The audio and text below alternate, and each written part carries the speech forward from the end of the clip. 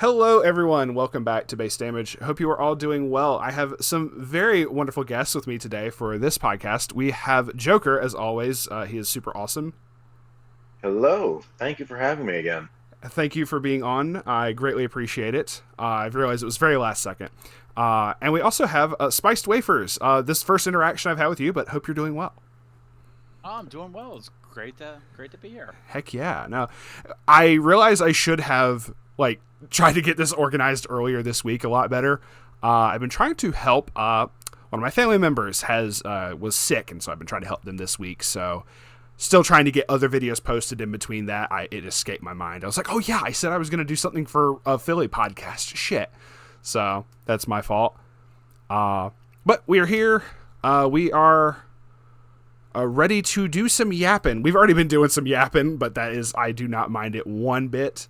But yes, I wanted to talk about, so both of y'all went to Philadelphia for the Reaches. Awesome. So, Yep. I don't know your standings just yet, Wafer. We will get to that. I know Joker's been trying something fierce, and he got 30 seconds. So everyone in the Discord was like, "Yo, they just need to cut to top 32, and you got this." Yeah. Best of luck. And then, they had 98 people. How much is it to cut to top 32? I'm certain it's an egregious number. I think it's around 250. Okay, so I wasn't sure what the numbers were on hand. I was thinking oh, we hit 200. Oh, we get there maybe. Fingers crossed. He's trying. I think it was 198, I think it was the actual number. Yeah, that was the number.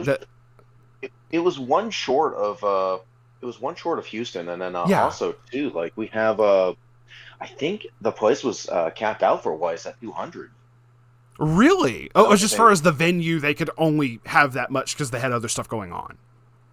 Yeah, because they had so when my group was signing up, I signed up the night before. Mm-hmm. The guy I was with signed up the night before. His wife tried to sign in the day of because we're thinking, oh, it's just a Weiss regional. It won't be too terrible because I'd gone to Duluth multiple times now, and we never crested over 150. Yeah. She was participant 201, and she was put on the wait list. Oh my goodness. Okay. Yeah. So they had we had the same thing with a guy in our group, but he literally signed up right outside the door. And all that. He got put on the wait list. We all got in, and then all of a sudden he walked in and goes, "I'm in." And I'm like, okay. Damn. Okay. No, I didn't even I understand why they do it, obviously for safety reasons, and I'm certain they're allotted a certain amount of people before the fire department has to step in and go, okay, hold up, y'all gotta hold the card games. And I get it, but that's still wild. That's just wild to think, though. I like you said with Duluth. We hit 120, 130 something with Duluth. And the idea of a cap never once crossed my mind. So I'm going to have to be mindful of that in the future. Well, okay.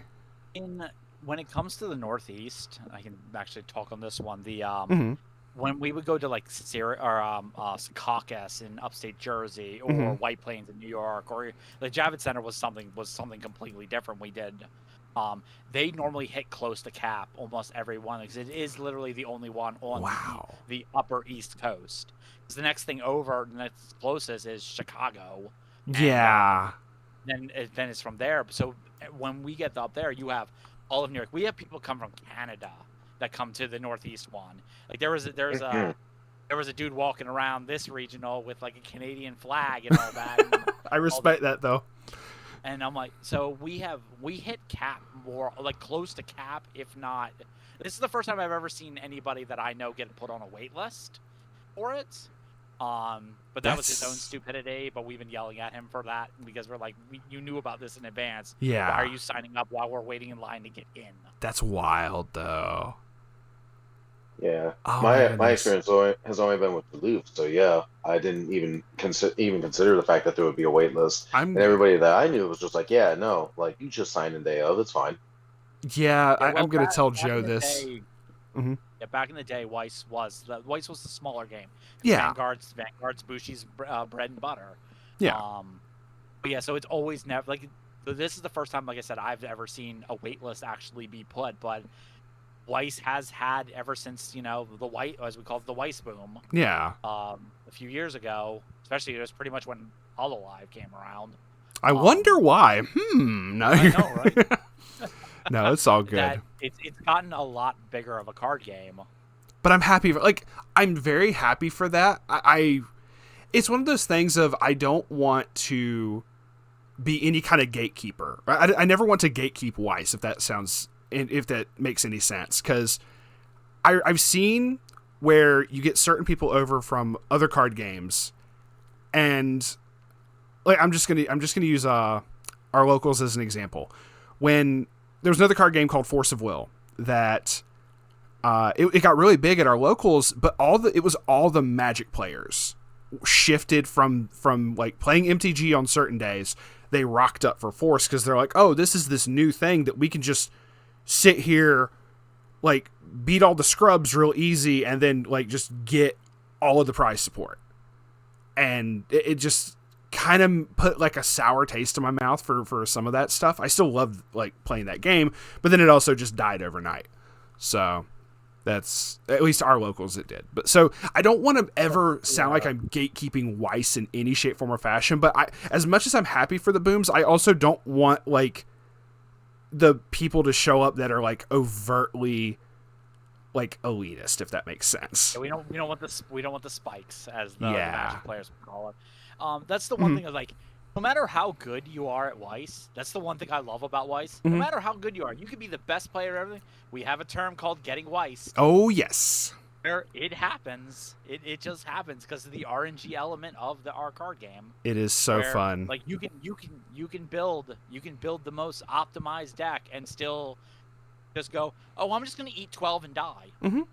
Because that's what happens in Weiss. You can triple Marin, one of your best friends, in round 2 of Duluth Regionals, 2 turns in a row, and still lose. So, may or may not have actually happened. Love you, Moroku. Anyway, so no, it is a thing. So I'm very happy that the spike happened, most definitely. But even like keeping track of the numbers for like the team tournaments and stuff like that, it was like wild to be like, oh wow, we actually had an amazing turnout for like a lot of stuff, like earlier this year especially.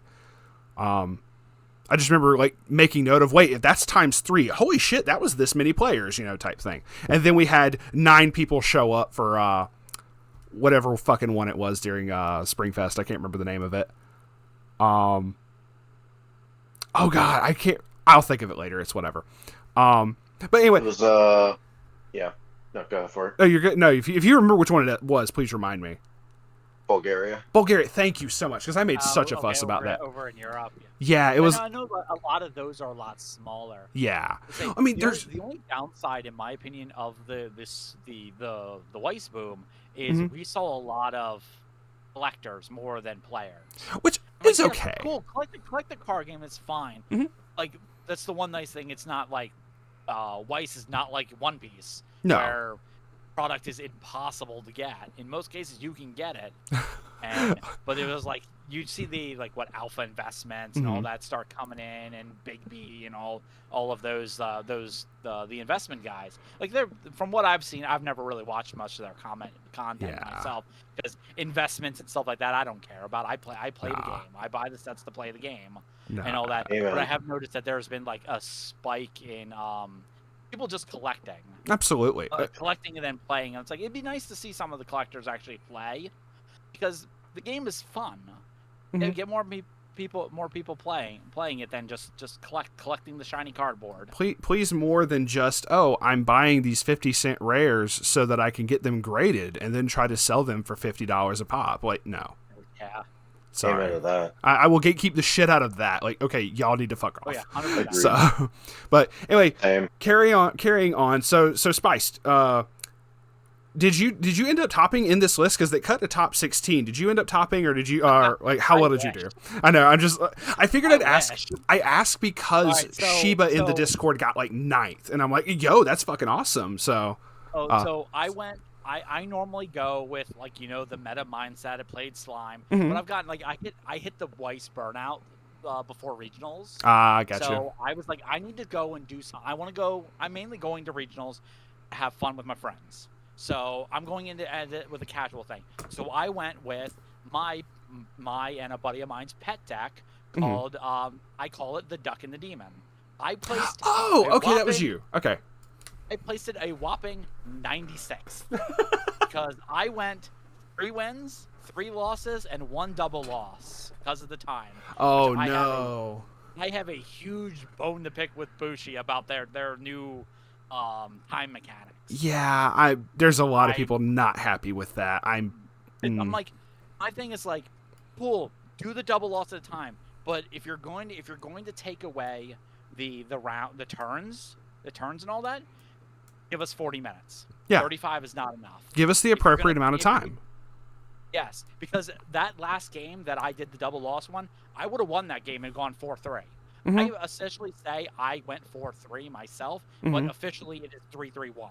Gotcha. Okay. Because of the double loss. You know what? I'm giving you the win. I'm giving you the win on that one. So fuck whatever they said.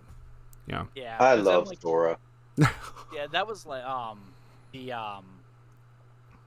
like even like when I went to do the last team leagues, I got slow played during the last team leagues, and we took a double loss which pushed us out of top 16 in Northeast in the it's at the Javits Center, so New York Regional, New York Team League, which keep in mind, one of my teammates is the guy who got 4th this year at Philly. So, oh, okay. He was I remember you said that. He was the one running free run. Fearin, 8-book Fearin. Mm-hmm. Or it says 8 pants. 8 pants. Yeah. Or 8 pants. Sorry, 8 pants. You're good. You're good. I just want to make certain we're saying the correct things. Otherwise, the comment section will most definitely correct us because that happens. Oh, yeah, that's what they did. I don't mind it. It's just stating a fact. Yep. So. Yeah, so I'm 96. I went to have fun, but the amount of people going, I don't know what your stuff does, because I pretty much played a souped up, like, streamlined trial deck. Because the Subaru, it's the IMA and the Subaru from the trial deck with all the support that Hololive's gotten. And sad thing was, the deck was built to beat one deck. And I played that Murin deck once, and I singular time. Yep. No, I bricked on it and went from level 0 to level 2 in one turn. Like, I think this is in a bad position. I can't set up.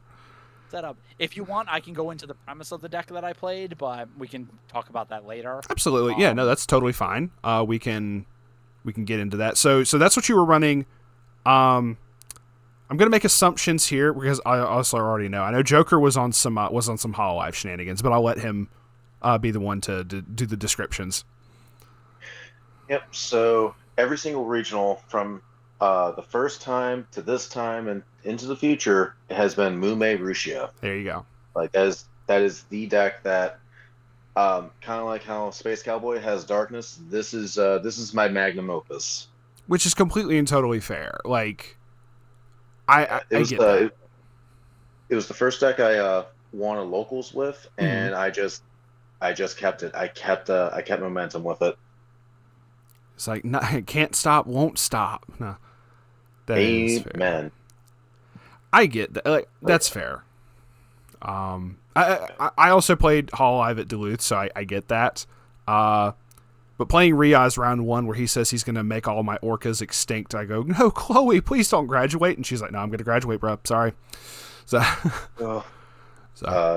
Clairvoyancy X, understood. Ain't that look, I believe Riaz has Clairvoyancy X. I can completely, totally see that happening. But it was really just the back and forth conversation he and I had. I was like, dude, you don't want to punch this cute little orca in the face. He's like, no, I'm going to make the orcas extinct. It was just so funny. So, he's cool. What's the Simpsons joke? The Simpsons joke, nuke the whales. Well, got to nuke something. You gotta, if we got it, it's just sitting here. We ain't using it. We got to use it on something now. No, that's fair. So we will get into the round breakdowns and everything, like you said, because I know you said you got a double loss and everything, but we'll go into more detail on each of them. So something that we were stating we were in our yapathon before recording was the fact that we were kind of surprised, and I thought it was a typo, that first place said blank pants. And I'm sitting here going, did Weiss Tea, like Weiss Tea Time has done some fucky wuckies before, but they're usually pretty damn good about getting the information out there. The fucky wuckies are like once in a blue moon. So I see this and go, this has to be like a coding error or something. Click on it and just go, oh, no, there's literally only the Muron combo, and it's just 4 other pants that just don't combo with anything. Versus Standby Muron, basically, because that was second place. It was like, my money would have been on Standby Muron. Like for in the finals, that would have been my bet. I agree with that. Yep. But I'm like, you know what? But then Joker told me that was a strat done in JP. Like on the JP side. So I had no clue about this. Yeah, it was right after the initial Shizu Muron hit in JP. They didn't quite know what other combo to run. I think a lot of people were trying Muron. They were the Millum combo. They were trying. Literally everything we're seeing, like that's literally everything that we're seeing that's popping up in the varieties of X plus Muron. Like they were trying all of that to see what stuck. Yep, and they happened upon, well, it's better like to just run 4 empty pants and just run 8 pants without any other combo, so you can just focus on Muron and have holding board with the 1-0 bonder. Yeah. So. Which is just wild. But hey, it works. You can also line yourself up to also just use the Kanata Marine strat, where you just overplayed these Mikos.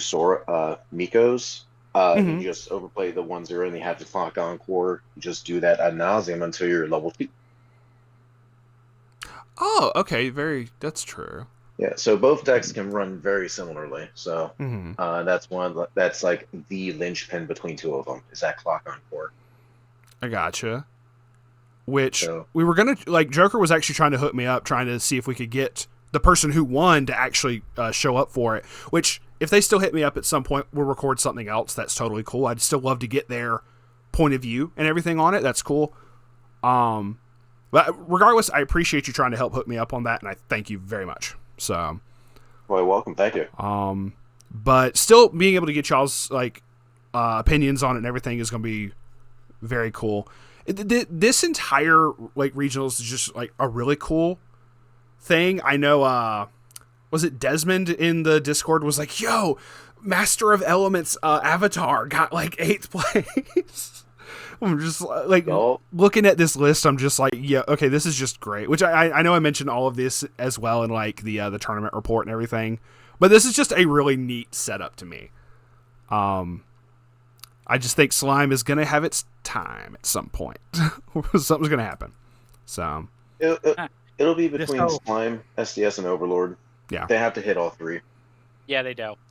Being an avid Slime player, I even agree that. Like when I heard, oh, the top match is Slime versus Slime, and I went, oh. I mean, yay. I'm scrolling up. Speaking of that the Master of Elements player, he actually was one of the matches I lost to. Oh damn! Okay, so I mean, hell, I played him, and he as he liked to call it, it was it's Gamba time, as they kept saying to me. Sounds like he's a gotcha player. We got a soul brother in there. Oh, 100%. But his deck was blinged. We're talking like judge rares and stuff like that. Okay, I didn't know about that. I remember a good player. I remember looking at the list and going, "Damn, everything in here is the highest rarity." I didn't realize there was judge rares in there. I'm pulling that shit up right now. He dropped I think it was like a judge or tournament like top rare toff on me, and I went, "Excuse me, what is this?" I'm pulling it up. And he's like, no, I'm still missing a few, and I'm like, okay. The guy was super nice. Super nice. But yeah, no, he knew how to play against my against my deck, even because of being Hollow Live. He was just like, I'm just gonna play around your tap counter, and I'm just never going to attack you directly. That's fair. Is it the level 3 top? He deserved his placement. Absolutely. It was the level 3 Toph. Was that the judge promo, or is it the level 1? It's the level 1 Toph. It's the level 1. Okay. I think that's a judge promo. Okay. Well, I'm trying to remember if that's a judge or that's a topping promo, but I remember him dropping it and it being hot stamped. That's awesome. Oh no, that's like the hot stamp thing is their SP. Yeah. No, this was like it said like specifically thing. I have to look it up. Okay, I completely believe you. It is no problem. I just know for a fact, like in terms of a hot stamp, like their SPs did have that. So just wanted to clarify. So no, that's cool though. But all right, so we'll get into the. I figure it's only fair to alternate. Like I'll have each of y'all talk about like your round ones, and then we'll just keep alternating through the rounds. Instead of just only going like one person says their entire rundown and then like the other. I just figured that would be more interesting. That's just me. So we'll go. We'll just go in terms of who I introduced and everything first. So Joker, I'll have you say your round one, and then Spice, if you just do your round one after he gets done. So just to preface, I remember my matchups. I remember who I played against. Mm-hmm. Sadly, I cannot give you the full-on breakdown because I sadly don't remember all the details through the day. Like it was a fever dream. It felt like. No, I get every that. regional does. Yeah. But with that out of the way, my round one opponent was actually a main character. It was Braden from the Clock Tower, which is crazy. I know. I saw his handle. I talked to him, and it's like I know your voice from somewhere. He's like, yeah, no, I'm Braden. I'm the third member of the Clock Tower. It's just like, no, not like this, not like this. You understand how I felt playing Riaz. Like you understand how I felt playing Riaz round one. Well, that was my round two in Duluth against Lunchbox. So yeah, there you go. Yeah, that's fair too. But yeah, no. So me being on 8 Pants Hololive, he was on Kanata Marine 8-door. No Ollie this time. But very, very simple game plan just to loop those Chloes over and over. Yeah. I remember, though, just opening up my hand, ditching down, had titched out a climax, drew up another climax. I look at his discard, his mulligan. He discards 2 climaxes, to which I say, well, I guess I have to be belligerent today. Yeah. I ended up taking that one. I just kept getting into more climaxes, hanging them out, and I had 2 Rickies in hand initially, the on death ones, that mill 3, clock 1, and then salvage something. Drew 2 of those, and I just looped into those for a turn or 2, just to keep up attackers and just keep pushing. Especially when I had triggered a pants during that first turn of swings, because I had gone second. Okay. And then after that first and second turns of swings, just kept pushing damage, and he just kept eating. So I've survived 1 Marine at the end of the game, and yeah, I ended up taking that one for the dub. I got you. No, that's very fair. That is a very scary combo to look down at. There's a lot that are, but that is one of them. Yeah. He was. Yeah. Very good. Yep. No. Wafers. Okay. Yeah. Go for it. All right. So the one thing I was gonna say we haven't brought up. Well, round 1 they had a mess up and had to repair. Oh, really? Yeah. Okay. Which funny story was my first round was against a buddy of mine from my locals. So then they repaired, and I went, okay, cool, I don't have to fight the locals. To then get paired with another friend of mine from locals. Okay, well, it's like you just shuffled around. Okay. So I went from dodging Oshinoko to having to face Shauna, Sakano no Shauna. Oh, no. And end up pretty much getting steamrolled in that game.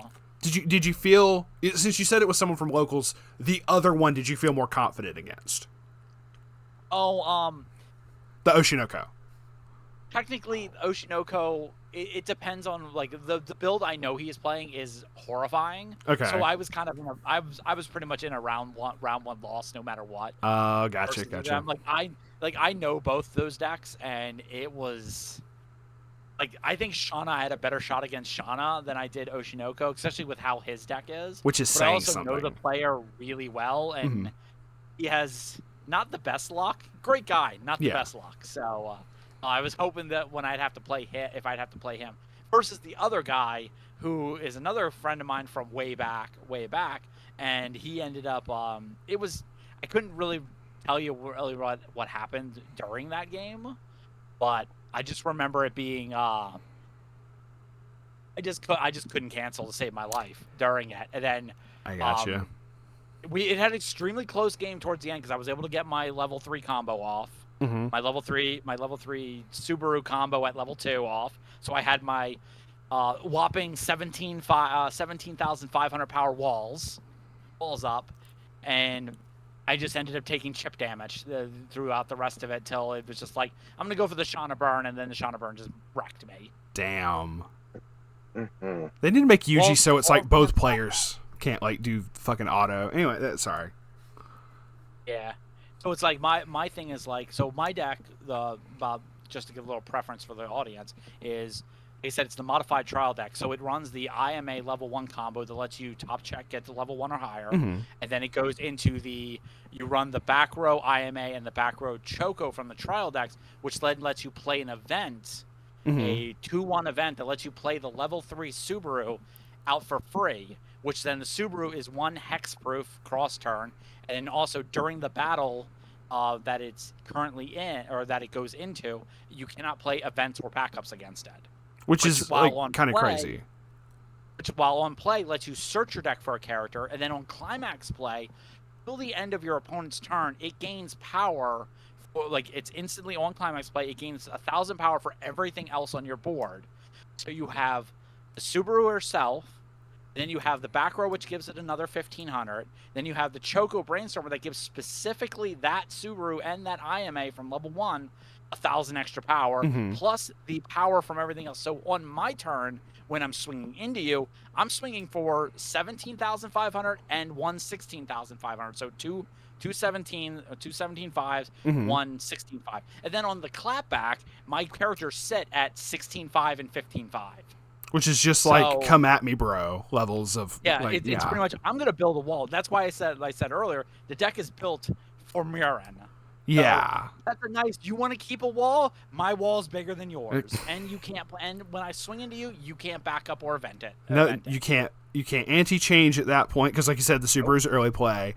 You can't rest counter, anything of that nature. It's just like, oh goodness. It cannot be It cannot be, as long as you play it by event. If Yes. you just play them out when you get to level 3 or they're on the following turn, then you just every time you just keep dropping her climax, which her climax is on pants. Which is great. And I will defend you on the setup for that as well. I know you're like, oh, it's a modified trial deck. I actually really like that Ayame combo. I have used it in a couple, I want to say like 2 deck profiles on the channel in general. One, because it's like, hey, this is a really good budget option. But even like discussing deck builds with Moroku, because this was like his first regionals ever, that was an engine that we discussed at some point. He ended up going with the Korone instead. But like that Ayame got brought up. I was like, hey, this is a viable option. Because if you run it with the Choco Brainstormer, she sits. She's basically a 6/5 level one combo, which is insane. 7/5 with the climax, and so she hits the numbers. And then if you run the back row or the event searcher Subaru, which gives everything else 500 power, she's a 7K wall by herself. It's just like here, like one backup just ruins your opponent's day. And then if you're also running that IMA combo, the really nice thing is in this most recent the summer set we got, that IMA combo got a something card. It got a 0 that like searches it and like summons it. Yeah. So on play, pitch a Hololive character, search your deck for 1 copy of the level 1's IMA. And then on death, you can pitch a card. When it gets sent to the waiting room, you can pitch a card from your hand, any card, and you can call the 1/0 or the 1/0 IMA to the field restaurant. Yes. So in essence, like my first turn plays half the time is drop a card I don't need. Start setting up my level 1 combos on turn 1. Like very nicely. Like I wish in the other deck builds that I'd done with Ayame, I wish I had that level 0. That would have been so, it was already good. That just made it so much more fun in my mind. And so, like, the whole premise is I build these walls, and then when I drop my my climax to salvage or on play, half the time I'm running all three of my counter. I'm getting all three of my counter cards, which is so great. I got my tap counter. I have we call it the Leafa counter, the level 1 Mel, and the memory kick. Absolutely, I run all three of them. Half the time my hand is stocked with all three of them, just sitting there, going, "You can swing into me, but you're going to pay for it. You're going to have a bad time." That tap counter comes up. Tap counter and Mel counter come up excruciatingly well throughout my tournament run. Which I'll get to them in the later rounds. But that was my first one. Was Shakano versus Shauna, and pretty much losing that round. Gotcha. Hey, it's all good. At least it's someone you knew. Like, I get that. Moroku and I have a horrible track record of just getting paired against each other first round at locals. He looked me dead in the eye at the beginning of Duluth and says, "If I get paired against you round fucking 1, I'm dropping from this tournament and walking back to North Carolina." I'm like, and I knew he was serious. And he got paired against Lunchbox round 1 instead, and then he played me round 2. So we still played each other, but it wasn't first round, and he's like, I'm a scoop, brother. Let's just play it out. It's cool. Like when we got paired round 2, so I get that. But no, so I understand. At least it was someone you knew, and I guess at that point it doesn't feel as bad. I don't know. At that point, does it feel as bad when it's like someone you know versus like this complete and total stranger just stomped my shit in? You know, like, I don't know. It's diagonal. It's a toss up between the two, but at least it was like round 1. I actually knew someone I was going against, so it's like I can just have like friendly banter and stuff like that. I don't have to like go super serious. But I never take these regionals like super serious unless we're doing team league. Team league's a completely different beast for me. Team builds, you're like at that point going, okay, I'm having to I'm more than likely having to help carry my team in some shape, form, or fashion. I don't want to be the one that gets carried. I don't know. Yeah, so. You don't want to be that. You don't want to be the dead weight. Yeah. But we have my group always has a curse. Whoever plays the most meta deck normally does the worst. It's like, all right, let's all play rogue. So yeah, I know that's what it ends up coming down to. But whoever plays the most meta of the rogue is the one that gets it. Like last year, I was the meta with Slime Murin, and I ended up doing the worst out of my entire team. Damn, that's saying something. But okay, so we'll continue on going back to Joker. So for your round 2. So my round 2 was another Hololive matchup. This guy was a guy named Brad out of Canada land. Yo, okay. So, first Canadian of the day. I like how you say that like there was more. They were waiting on horseback. Like, quite possibly. But so his list was also 8 pants. But so Mume mirror, however, he was running the Noel.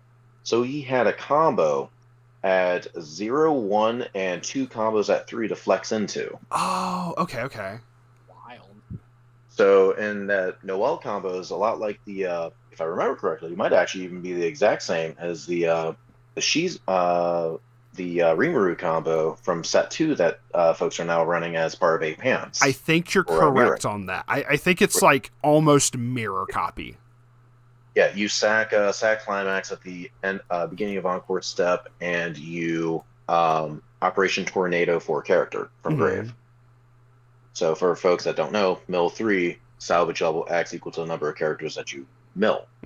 Future me, if you are so inclined to put a picture on screen, please. So, it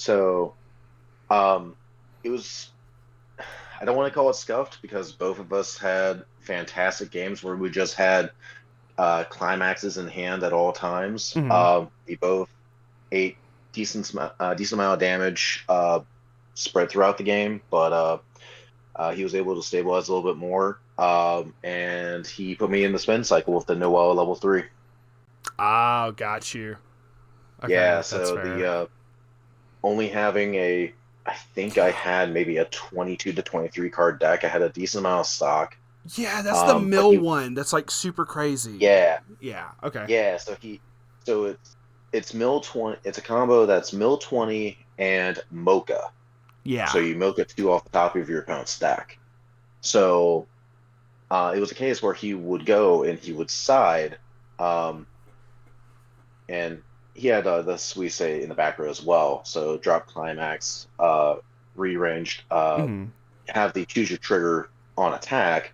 So then with the 3 soul siding around, you still get the 1 soul potentially. Hmm. But he was also playing around my full hand attack counter. So between that, and just mill 20, ping 1, then mocha, shove a climax away, or swing for 1. Yeah, that ended up closing the game from, I think I was at 3-3 initially, with two Noels and then a chump swing. He got it. So, and that was Gotcha. my first out for the day. Okay. That's understandable. Before we continue, we have a random person who has popped in. Hey, Soup, what's up? I know you're muted, but hope everything's going well. So, He's muted. I just saw him slide into the DMs, and I'm just like, if I only could edit in the Super Smash Brothers so and so breaks into the competition. Yeah, challenger is approaching. So I like the so there was a historical thing where, long and short, we sank half of Iran's navy in the 1980s in one single day. A Russian destroyer shows up. They get asked, "Hey, what are you doing here?" "We are here to take pictures for history." okay, I mean that's fair. That's exactly what Soup is doing right now. He's just listening. He's gonna fact check us later. Absolutely, No, 100%. it's all good, brother. You can stay there as long as you need. Ain't no problem. I also, just so you know, I'm full screened so that for recording for the video. So if you're talking in the chat, I can't see it right now. So, but okay. So we'll just continue. If he hops in later, it's all good. I ain't got no issue with that. So Spice going into your round 2. So my second round was a lot of fun because I got put at the kiddie table, as we called it, because we had so many Weiss players that they had to take a portion of the top of the high end tables or of Vanguard and put us over there. So I was me, and surprisingly, my fifth round opponent ended up showing up there as well next to me, and I played against a guy. Sits down at the table across from me. He rips out Beauforet. Oh, A set fun! that I love. A set Hell that I yeah. love. That I have a deck for that hates me. That is the only deck I own that actively hates me. Everybody else pilots it perfectly fine. Deck looks at me and goes, "I don't like you." It's So like I'm a not gonna play. tsundere with you type thing. It's just Exactly. like, but Baka. Yep. So the guy just sits down across from me. He's running the Sally level 1 combo and the Loving Sacrifice top end. Mm-hmm. So I'm like, all right, this is cool. He then drops the super bomb on me. He started playing Weiss the night before. No. So he's like, he's like, I may make some mistakes. I'm like, it's okay. I can teach you. I am technically an official judge of Weiss. I have passed my judge test. Woo-woo. Sorry, pseudo small flex. This man just decided to just randomly start posing and just like, no, you're good. I know, right? You're good. I should be a JoJo player. I heard JoJo's. Yeah, I heard the JoJo theme. Awaken the Pillarman. Just Yeah, so he sits down for me, and I'm like, all right. He starts playing, and he's not he's not dropping his brainstorm down. I'm like, oh man, I'm gonna ruin this guy's entire day. So I'm sitting there, I'm doing my entire combo stuff. He doesn't even get to level 3 before I whip him. oh no. And he's a super nice guy. He was like I said, he's brand new to the game. He's so jazzed to play. He was borrowing a friend of his deck to play in the tournament.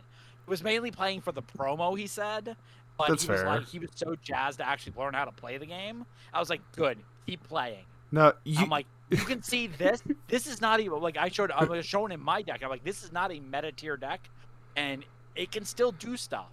almost every deck in Weiss is viable because of the randomness of Weiss. Because RNG and stuff. Yeah. So we had a great conversation, but yeah, no, it was literally just me. I built my wall and just went, I'm just gonna sit here and just ping you at my level 3s at level 2. I don't even think I hit level 3 in that game.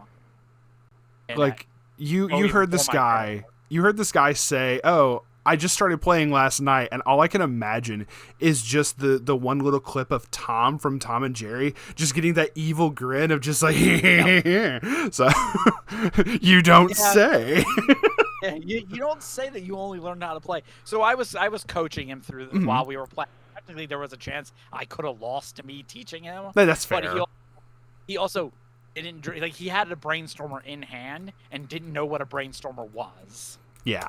And I'm like, and he was running the Sally brainstormer, which is like kind of key to almost all Bofree decks. Yes. Since it has you can play climaxes without color requirements, and also it's just a really good brainstormer. Yeah. It's got a price tag for a reason. He dropped that on his final level 3 turn. And I was like, oh no, you should. I'm like, how long have you had that? He's like, since the beginning of the game. And I'm like, no, you should have played it for like turn 1. You should have. Yeah. It happens. Like you said though, it'll learn. I hope that they are willing to come back to a future events and play more. I really hope that they want to. Same. So even if it's just locals, I hope that they, maybe if it's not Bofree, maybe they like Bofree and they just want to go with that, or if they find another set that just resonates very well with them. I don't want someone to just like have a rough day and be like, fuck this game, I ain't never playing it again. No, I don't want that to happen. So like my Bofree deck runs the sisters at level 1, the Yui May sister with the +2 soul combo, and then it goes into the standing Marble Muffler Sally restander on level 3. It's a solid deck for what it does, because the level 1 combo is, hey, if you cancel, it's like, oh look, I get to plus. You cancel, I think. You level, I do a thing. Exactly. So it's like it benefits both. But it was a really cool, really nice. I do hope if he listens to us, keep playing the game. Absolutely. You know who you are, and I'll keep playing. Do not drop. I look forward to hopefully seeing you again at future regionals. You are now his like eternal rival, like a shonen fucking anime of just like, no, one day I will go back and I will beat this guy. I learn the ways. No, I joke, but that would be also kind of cool. But all right, so okay, so that's cool. So y'all at this point are both 1-1. Yep, we're both 1-1 at this point. Okay, so going into round 3, how many rounds was it total? I realize I should have asked this at the beginning. 7. 7. Yep. I gotcha. Okay, cool. So we'll try. It's all good. All right, so Joker going into round 3 then. So my round 3 opponent was playing Chainsaw Man. He was playing the Aki build. He was playing Stock Soul Himeno into Aki. That felt like a pretty bog standard game for me. Was able to get Rushia on out like the other games before. Did some shuffle backs. Saw that he had weaker deck state. Like he wasn't fully able to turbo through the deck as efficiently as the old deck used to. Yeah. So was able to go ahead, shuffle back climaxes, and I would just summon one Rushia at a time to then just you have a not so great deck state, or you left one left in deck. Cool. Let me just decompress you. Yeah, time to punish. Yeah. So, nice guy, but yeah, no, we played through, and yeah, that was a fun game. But yeah, no, I did end up taking the W. I survived. No, actually, he didn't even get to play Aki because I took him from late level 2 all the way through to level 4. So yeah. And just like, okay, cool. I'm not gonna let you get a chance to do your easy revenge bullshit. Well, I had 2 or 3 Rushias down. I think I had 2 Rushias down and a Marine. So I just kind of just said, well, you're not in a great deck state. I can shuffle back. I can bump Soul. I think there was at least one swing for 5 in there that's Mhm. landed. So, and that was game there. And he had left Kishibe on board too. So, and I had purposely sided it so that way, um, in previous turns, and while he ran over a lesser lane, just so that way there was still no counters available. So yeah, that was going into level 2. But yeah, so Kishibe on board is Mhm. sometimes a detriment. I played against someone very similar, strangely enough, for my round 3 as well in Duluth. So, doing the whole Mm, like Kishibe setup and everything. So, I don't know if it's the same dude, but that'd be cool if it was. yeah, Okay. it's strong. It's strong, but if you have a lot of soul to throw on board, you Mhm. can side it, and yeah, you're fine. It's not the end all be all. Gotcha. Gotcha. Alrighty. So that puts you at 2-1. Hmm. So and then so spiced your round 3. My round 3 was also a 2, put me at 2-1. Mm-hmm. I played against my first Farron match, Okay. and overall it was solid Farron. He tried to use events against my Subarus, which can't leave black company events. Had to So explain that. it didn't really. The events really don't matter. He just then played them on his turn, but he couldn't cycle out cards from his deck to cancel Mm-hmm. to compress himself down. But I ended up taking it in the end. This was also I think one of the matches where the Mel counter was literally saved me, and then I ended up taking it. Okay. Where it was, oh no, you swing at me. Well, I'm gonna play the Mel counter. It doesn't do anything, but I'm gonna look at the top card of my deck and be like, oh, that's not a climax. We're just gonna we're gonna add it to hand and throw it away, and then him deal 3 damage to me and me cancel on 3. Yeah, that Mm-hmm. saved your ass. Definitely. Yeah, Yeah. so it happened a few times in this tournament, like especially in my pretty much one of my last rounds, or actually in my last round, but we'll get to that. But yeah, so then I ended up just kind of running him over, and I was just able to outpace him towards the end of it. But it was, like I said, it was the first time I actually played Farron in this. Mm-hmm. Farron, I can't ever pronounce the name right for that set.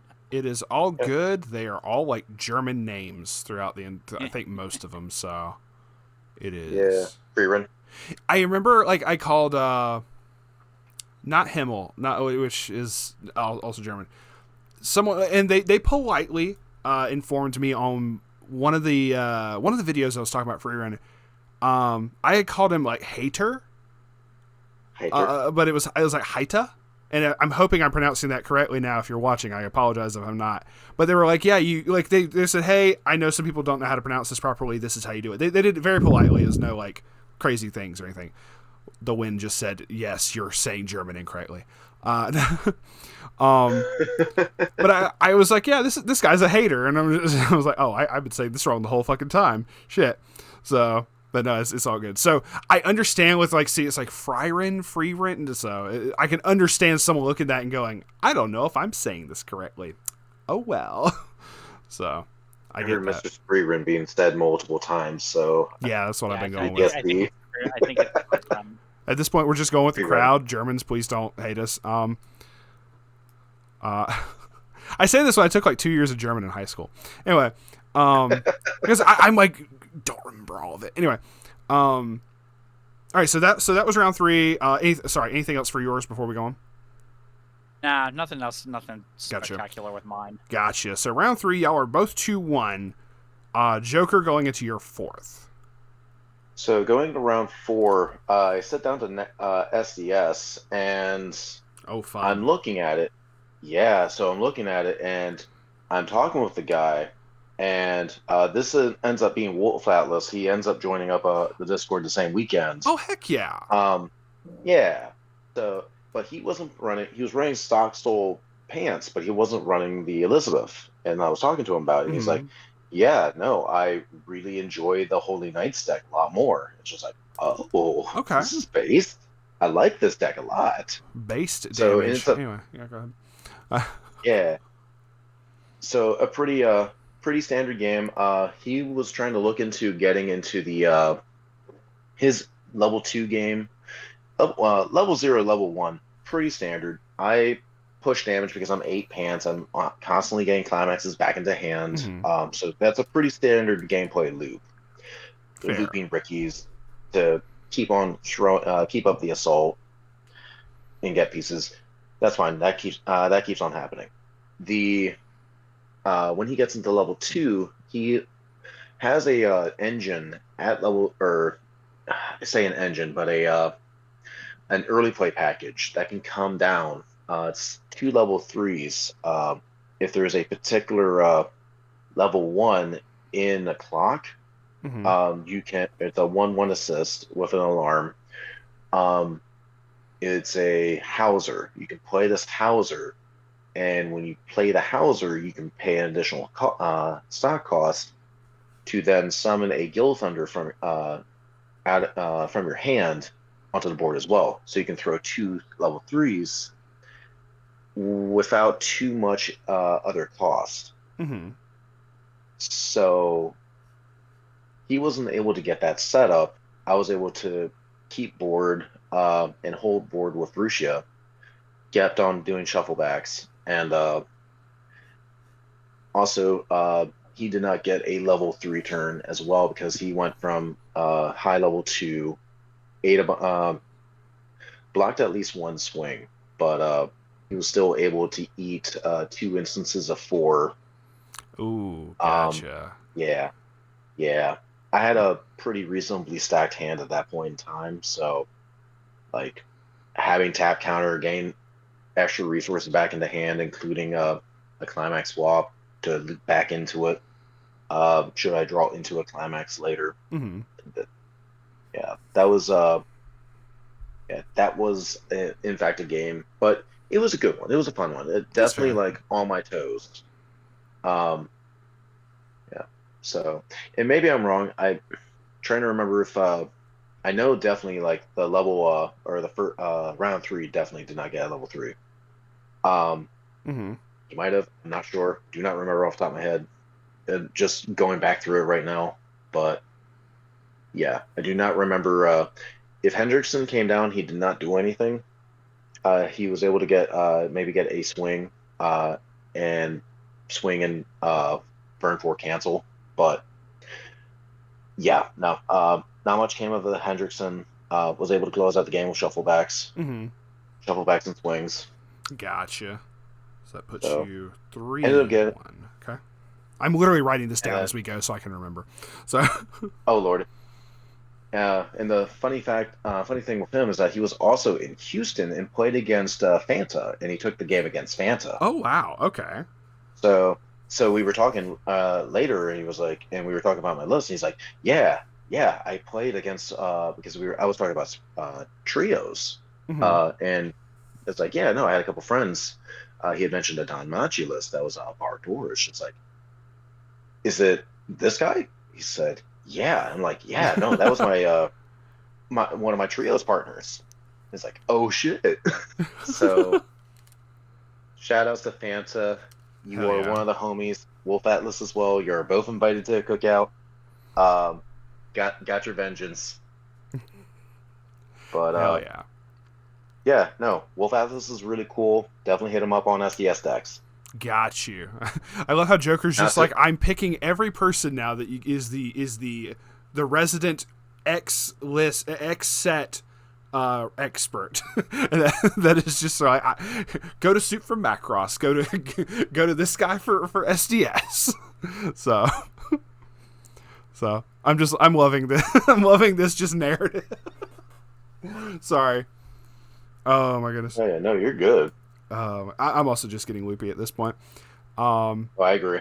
It is all good, but see, this is what I enjoy. This is something I told.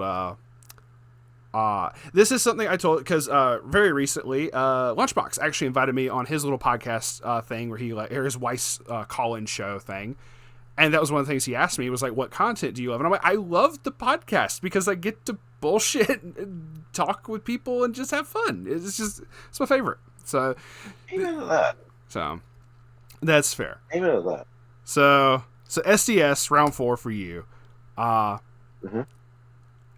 So you're 3-1 at this point, spiced. So this is your round 4. My round 4 this is what puts me to 2-2. Gotcha. This was playing against our Master of Elements friend. Yes, you had told this before we started. So yeah, so I played him, and he, like, being the master player is with his I want to say almost max rarity, if not max rarity deck. Knew how to play around. He played perfectly around tap counter. He sided in almost everything that I threw at him. He more often than not whiffed on a lot of his gambling level 0 angs. But which is when great. it came down to the time for the Master of Elements, he was like 2 colors and 3 colors, and my deck was just like, yeah, we can't win against that. And even with siding, I just ended up eating the burn damage and ended up losing that game. It was a really good game. Guy was really nice. That's one thing you'll hear in a theme. Most Weiss players are extremely nice. Very much so. Like I've stated this on videos in the past before. Like, I've enjoyed the community for Weiss way more than any other card game that I've ever done. I'm not paid by Bushiroad to say this. God, I wish. But I am not sponsored or paid by Bushiroad to say this shit. I am being 100% honest from the heart. I've had some shit experiences in some other card games that have just made me not want to interact with those communities. And I've never had that with Weiss. Like, like I mentioned before, and when we were yapping, I've been playing Weiss since like 08, 09. So you're like beginning of like Disgaea trial decks, just like, oh, here we go. I was after that. It was SAO set 1. I believe okay. Is when I started, and back in JP, yeah. And gotcha. Yeah, it was it was like there's not many times I can say off the top of my head that I've had a bad experience with a Weiss player. Like there's a few bad apples that I know of, but every game has them. But the majority of Weiss they're all super chill and nice people. And like when I went to my first Weiss regionals, because I actually started with Vanguard, and then I moved over to Weiss, and like my first regional, I sat across. I was nervous to be the guy next to me, like a guy across from me, was like one of the most chillest guys. And then it was like every round after that was just like, wow, everybody at this event is super chill. And I'm like, well, we're all playing a degenerate card game, so we might as well all be super chill degenerates. Don't worry, the true degeneracy is coming in Weiss Schwarz Rose. Y'all keep an eye out for content for that shit. We may be doing some stupid stuff for that. Anyway, no, I get that, and like you said, this dude was really cool. We were talking about this before we started recording and everything. So this was the Master of Elements player who got 8th place at Philly. So that's just super cool. I know Desmond was super hyped when he found that out, that a Master of Elements had topped. And I ended up making the joke of just like you said, it was like his RNG deck. I'm like, brother, this guy has to be a gotcha player going in with that deck. So 100%. So that's just really cool. So shout outs to that dude in general. Fucking awesome. So going on. So anything else for that one? Nope. That was my second loss. So I'm at 2-2 at this point. Gotcha. Okay. So Joker is 3-1 going into round 5 with this. So. Yep. Round 5, I paired up into 8 Pants Mirren with the Shizu level 1. That's the Magro that normally pairs with the event. It's Fruits of Wisdom? Yeah, with the Fruits of Wisdom. Gotcha. Now, the sad thing about this game, other than the fact it was an L for me, it was also against not just a local, but a Richmond local for me. Oh, wow. So, in this Natsukawa, he took 16th place in the T8, T16. So yeah. Oh wow, really? So he made a top cut. Yeah, he made it to top cut. So it was essentially this game decided which one of us was going to try and get actually have a shot for it. So, we both had really actually scuffed games because we kept drawing into climaxes and eating damage. He was able to stabilize and was able to throw down Murin. I was preparing and had all my pieces to throw a Ruchia or two down. Mm-hmm. The one issue is I could never get into one of my 2 flares. Oh, got you. So I did not get into my flare so I could throw down. I had 2 climaxes in hand and I had 3 shitters, and I said, well, fuck it, we ball. I guess we do Rishi at 3. There we Started go. swinging. As they say, the adage of damage wins games.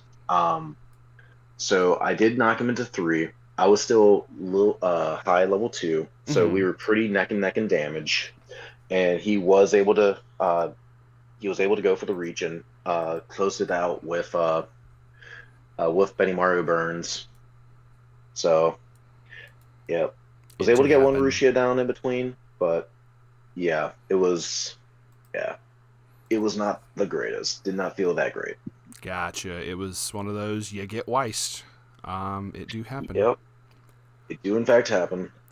So yeah, I'm leaving that round at 3-2. Gotcha. So, alrighty, and then Spice for your round 5. So my round 5 was my first instance of playing Oshinoko officially. Okay. As opposed to round 1 shuffle. So. Yeah. So this was I mentioned in my round 2, the player that sat next to me, which was so she sat next to me at what I called the kiddie table. Mm-hmm. I ended up playing her in 5th round, and it was a very good game till she tried to do something and then missequenced, and I ended up taking advantage on a missequence. So she played I forget what level it is. It's one of the yellow Akane cards, I think it is. Okay. That lets you bounce a character and then bounce a second character. So I had my board of Subarus built, and they were already out of their hexproof thing, because they're only hexproof cross turn. Yeah. So this was the following turn. So she bounces 2 of them, drops her level 3 finisher, and I'm at like level 3. I'm at like 3, almost dead.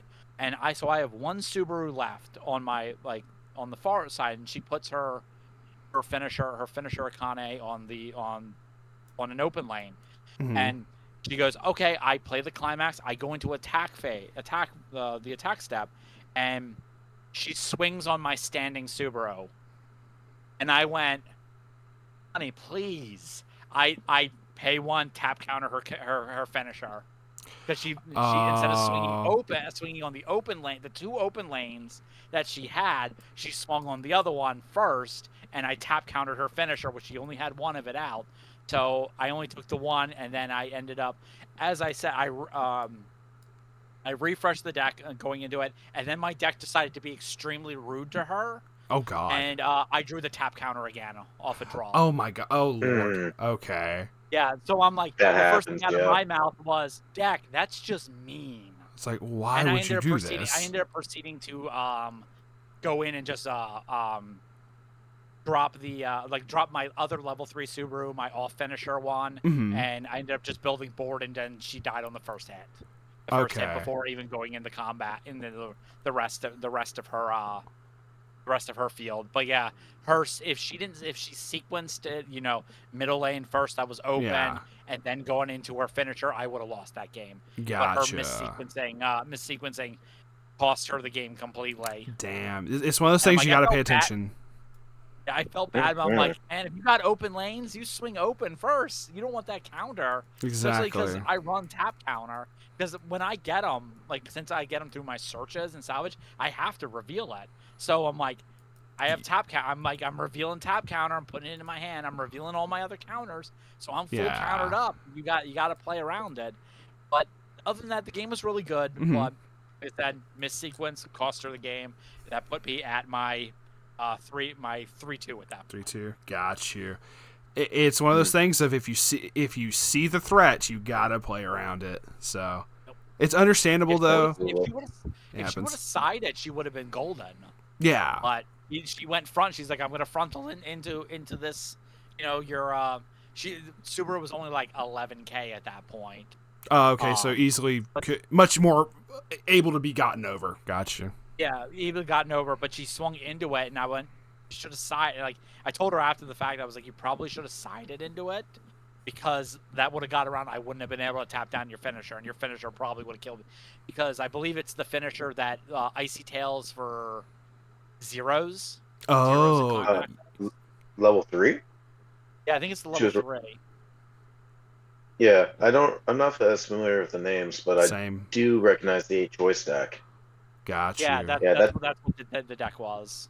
Oh, Okay, yeah. okay.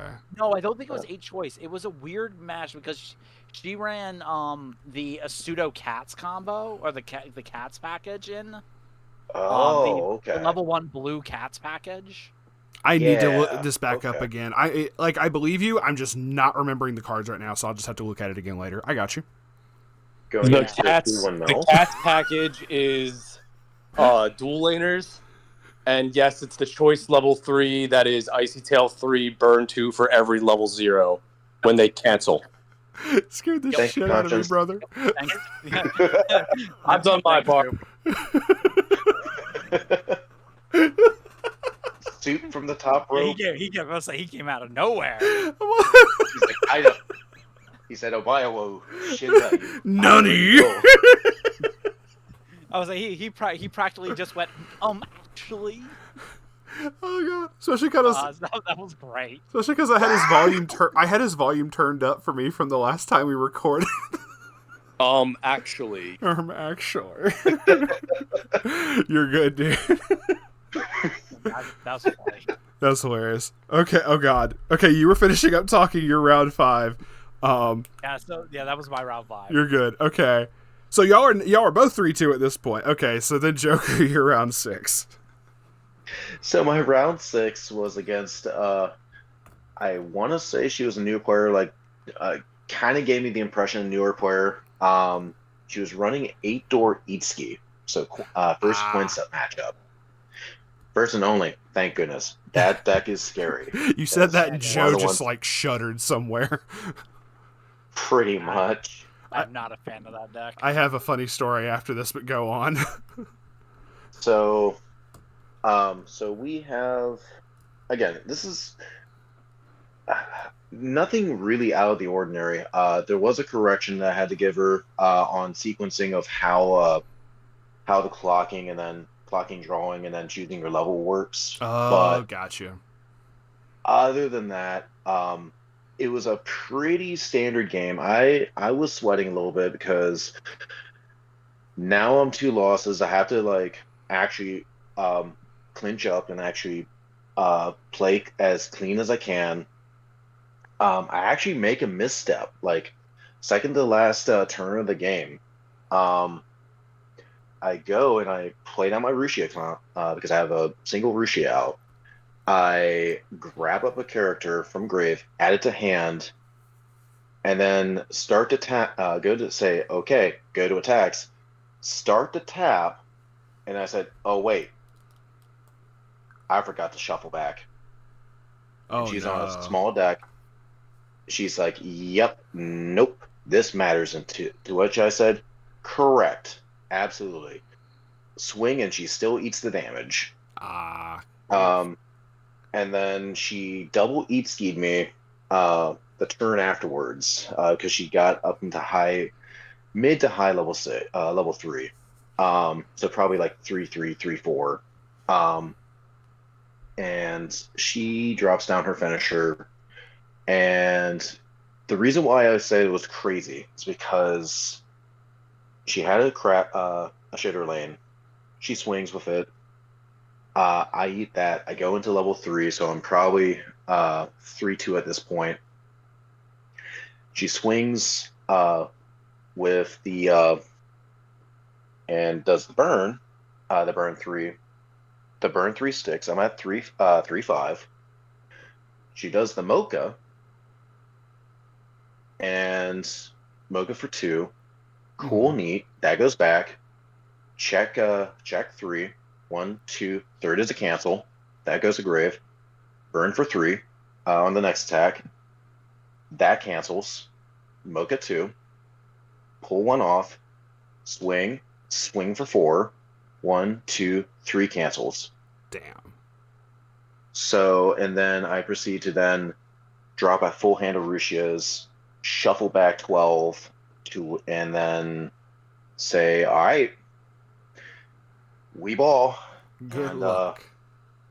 yep, may the odds ever be in your favor. And I ended up getting that game. So thank you, deck, on that one. That was definitely not on player.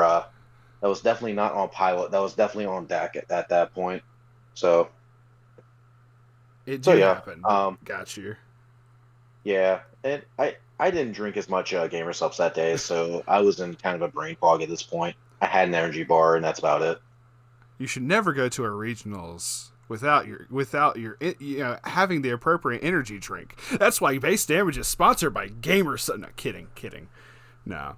Just wait until we get the Weiss Schwarz flavor. Not sponsored. Not happening. That would be hilarious, though. As of right now, I already have a flavor in mind. Oh no. Yeah, blackberry and white tea. Okay, that's yeah. No, that makes a lot more sense. Solid, yeah. So I'm sitting here going, what could the combination be? No, that's you got the black and white, you got the Weiss and the Schwarz. No, that's Oh. Also sounds pretty good together. Honestly, it does. Actually, probably, yeah. I would definitely, if that was the thing, and base damage is sponsored by that, I would totally use coupon code. No, anyway, I'm gonna stop. Coupon code based. Coupon code.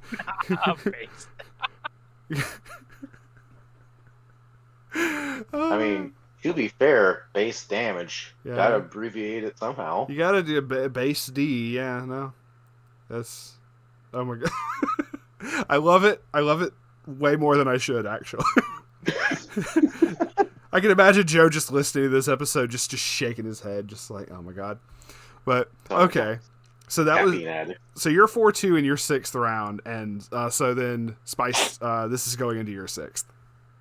So my 6th was the, as I stated before in our, I think either during the recording or before it, was my first slime interaction. Yay! And my deck is built for slime. And my deck bricked itself. Just completely shat. I had a nice turn of going from level 0 to level 2 in one turn. Oh damn! So couldn't set it up, got set up way too late, and it just ended up going. It was real bad. The guy that I played against, obviously, since I was 3-2 at that point. Was not in any of the top spots. Mm-hmm. He was still playing the, it was the basic 8 pants with the level 0 Rimuru. He was interesting though, because the way he played it a lot of the level 0 in the front row and then would just side with it. I figured that was combat. I was like, yeah, I've never seen it played that way before. Because I always played it in the back row and let it sit there because it's a middle column booster. Yeah. And it's like he was swinging with it. I was like fascinating. And yeah, but like I said, I just ate. I went from I think it was 0-5 and then hit 2-1 in one turn. I just ate everything and died. Just then. And it was like, well, I'm like, and I'm sitting there I'm cracking up during the fight. I was like, my deck is literally built to fight slime. It's literally for this meta. And the only match that I actually had to for my deck to pop off was the deck that it was like, I'm tired. I gotcha. Yeah, it ended up, so that was my 3-3. Mm-hmm. I 3-3 at that point with this deck, and still was a good game, even though getting pretty much Weissed it happens most of the game. It happens. We have another person joining. This is Shiba. Yeah, this is Shiba. Hey, how's it going? Hello. How's everyone doing tonight? Doing good. I wasn't expecting your cloud picture to start moving, so that also caught me off guard. But I'm so sorry. I'm right there with you. It is all good. My brain's like, yeah, you clearly need more gamer subs because I'm like, wait, what on earth? Which is no problem. Ain't no issue. Now we are just going through the Philly stuff. Which I know you said it's a fun event. Absolutely. Because we were saying as well that you had gotten ninth place with Hololive. Yeah. Yep. And Joker. Try to bring Gura back. Yeah, absolutely. Yeah, she's Mhm. bring the Shork back. She's not dead. Mm-hmm. We love Dogfish. Absolutely. I've seen some funny memes for that recent. So Joker and Spice have been going back and forth on their rounds and everything. But you since you topped, I definitely want to give you a chance to talk about it as well if you are so inclined. Yeah, if I can recall most of it, yeah, I'd be down whenever y'all are ready. Absolutely. We're on their last rounds actually. This is coming up to their 7th round. So if you want to, while they're talking about theirs, if you want to recall yours, and you could just give like a decent little breakdown real quick because we are getting a little bit in on recording time at this point. Yeah, sounds like a plan. I wish I could give you more of a spotlight at this point since you actually like were able to get up in there. All good. Also, fellow girl lover, I get it. I understand. Yeah, it's my first deck coming back into Weiss. Like I used to Hell play yeah. when like Fate Zero was like a Oh thing. my- way back when. Yeah, And then I get back in I remember and those days. yeah, Hololive is a thing. I'm like, oh cool, Gura's fun and she's good. Wow, imagine Yeah. that. Imagine like one of the like highest like revenue VTubers in all of Hololive. Just like it's like of course they're not gonna make her level 3 busted as hell. Oh shit, they did. Damn. It also kind of helped that like I was a fan of like the Myth group, and like Same. the Caligura deck is like 4/5 of them until the Ambassador set came out, and then Kiara's stock swap came out. Yeah. And I was like, oh, Matsuri instantly replaced. I have Team Myth. I'm in. Let's go. Hell yes. No, I love that. And literally my same line of thought was, oh, Kiara is the same thing. Okay, Matsuri, I love you, but honey, but no, you just Right. gonna put you back in the binder. Respectfully in the binder. Yes. Oh man. Yup.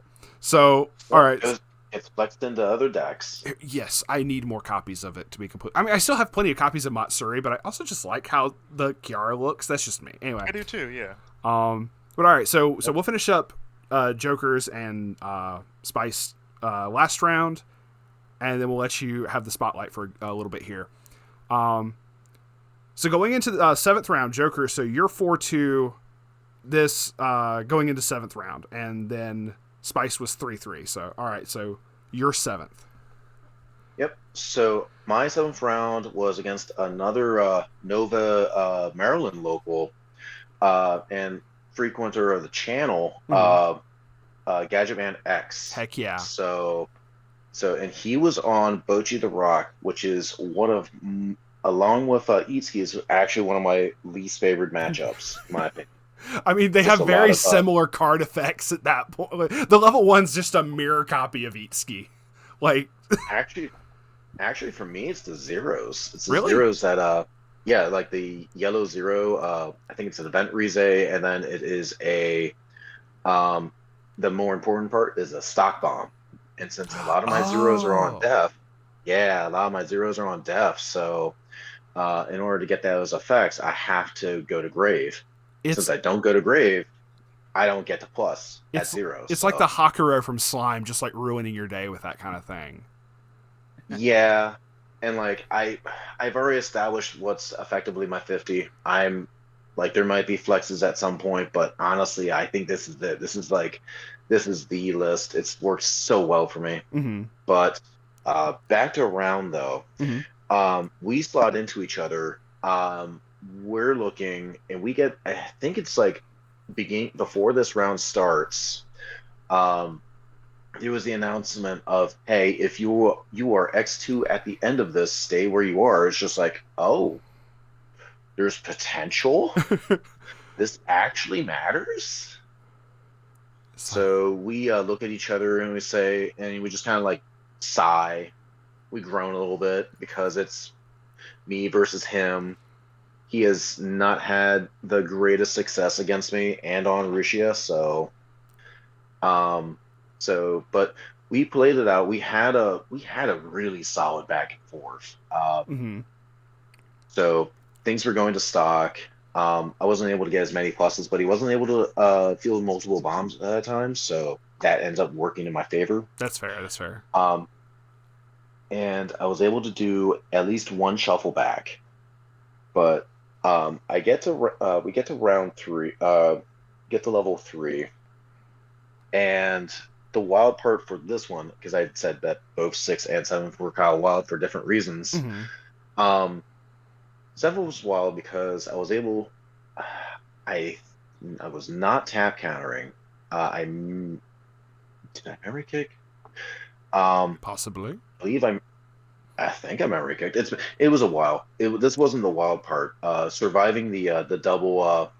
It was either a single or double Rio turn. Okay. So I'm your at memory got kicked of whether you memory kicked. Anyway, sorry. Go ahead. exactly. No, that sounds about right. Working overnights has been rough. But anyway, looping back, we go to my turn. And I have the Mume in hand, the level 3 Mume in hand. I have 2 Rushias on board. And both these Rios are gone. And there's a singular of the red early play, the one that buffs power and is a 4 or more. I forget what her name is. But she's in center lane. And I'm looking at the Mume, looking at the fact that I have 4 stock, to which I'm like, do we just do this? he's got 2 characters engraved. They're both Rios, and it's just like, do I just do this? Scoot Arusha over, slam the Mume down, and he's at 3-1. So I'm looking at him, looking at this, and like, I think I do this, man. He's like, sure. So I make my swing with the climax down, swing for 3, I trigger for 4. The 4 sticks. I only have 2 cards and I reverse his character. Mm-hmm. I pay the 3, I ditch the 2, stack the climax, put the 2 back on top, burn for 5. We check the 2. That obviously sticks. Yes. Check 1, check 2, check 3 sticks. So oh my god, 9 straight, and then after that, I had a Noelle that was moved around because I pulled went ahead and was just thought, well, I'm gonna pull, since it's still gonna get the buff, I'm gonna pull the 1 Rushia back, throw the Noelle into the empty lane for better numbers. So even the Noelle swing would have stuck afterwards if he was still living. So his deck decided to absolutely shit the bed. yeah. At least for like when it mattered. So, Damn. but it was a good solid back. It felt really good. And games with Gadget and just hanging out with Gadget is a lot of fun. So, shout outs to Gadget for a good showing and giving Maryland a good rep. Hell yeah. I can't go wrong there with So, especially like you said, if it's people and whatnot. I know we stated this already before, but when it is against like people even if it is in like regional setting, it feels way more fun to me. So. oh, absolutely. Yeah. So 5 and 2, going out of that round. Mm-hmm. Yep. And you ended up getting 32nd over the entire of the thing. Yeah, I looped back to some of my previous like my previous loss, and he was just like, "Yeah, I went 2 more rounds, lost both of them, and I opted out." Damn. To which I said, "You know what? I get that. I don't blame him. Sometimes with pants, it's really hard to get them. Like it's a very similar situation with bar. For bar, sometimes you just can't get it out of your hand. Same thing with pants. Like they will always be in your hand and or stock. Yeah. So I 100% understand that. No fault, obviously, understand, but that like basically the reason because of that ends up your placement being down further, and Soup just popped out. So it's all good. But your pairing ends up being down further because of that. But it happens. It's all good. So yeah, no, absolutely. Like yeah, and I can't fault him for sure. Like I just needed to win that round 5. That's all I needed to do. Mm-hmm. Hell yeah. So, but yeah, when you said that, I think everyone in the Discord was like, "Yo, we need to cut to top 32 specifically for Joker." So, No, um, no, not for me. all Not right, for me. Kick me out. Make it top 31. you're good. Spice before, I just said G's to the top 31. I know it's like fucking crazy. Yeah, Um, just to spite the one guy. Yes. Spice, before we get to your last round, we're going to take a short intermission just real quick in case anybody needs to bathroom or anything, just because we have been going for a bit. So for YouTube, y'all won't notice any difference because of the power of editing, but we are going to take a short intermission real quick, and then we're going to continue. So BRB. All right.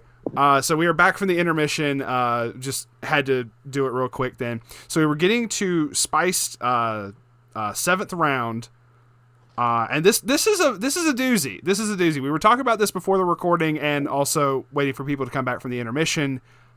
This one's kind of an interesting thing. And I very much agree with you on this one. But please go for it. All right. So my 7th round was my first duplicate match. So far I have played a Cybernet. This is Oshinoko, but this is the 8-choice version of it. Okay. Going through the fight thing, I is extremely professional. You know, he's there to play the game. We get through the round. We get towards the end of it, and he goes to swing on me on the first attack. I tap counter, do my jazz, tap down his tap down because he tripled level 3, the level 3 finisher for the Kana. I looked up the card. It was the Kana. Okay. Triple did that, so I tap countered the 1, and then on the next attack I canceled out of the damage, got myself to I think I was 3-5. I'm sitting there on death's door, and he swings again on me, and this is where that beloved Mel counter comes into play. Yes. I drop the Mel counter, and I reveal the top. It's a character. I grab the character, throw it away, and he goes, "I hit you for 3," and I'm like, crap, I have to cancel this or I lose. I go 1 character, 2 character, 3 climax, and I went, oh my god. I was so happy because I was like, dude, I was sweating bullets. Yeah. So we go to my turn. I'm setting up. I am literally go attack phase, and they go, that is time in the round. And I went, you've got to be kidding me. So we have to pause the game. Judge comes over and goes, you guys are at time. You can either determine what it is or it's a double loss. And the guy's like, I don't want to lose. And I'm like, I don't want to lose. So I'm like, can we get? I wanted to ask him, can we get more time? But we know how Bushi is. Yeah. Because this whole 35 minutes time in the round thing, double loss. So I had to take the double loss.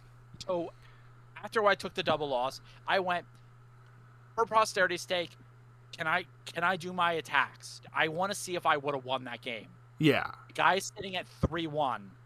I swing with my first Subaru, hit for 3. He eats 3. Swing with my second Subaru, he takes 3. It's for 3. He takes 3, and I would have won the game. GG. Not even the third attack had to go through for that. That's nope. Oh my god. It was on second attack. Second attack, I would have won that game and would have put me officially at 4-3. You could have had 30 seconds, and that would have been over. That's all I needed was 30 seconds to do 2 more, because I would have just went straight to attack phase. Yeah. Because I'm I literally had nothing else to play. I didn't need to heal down. I didn't need to do anything. It was just go, attack, and go. Yeah. And it was nope, time in the round. So that's why my record technically is 3-3-1.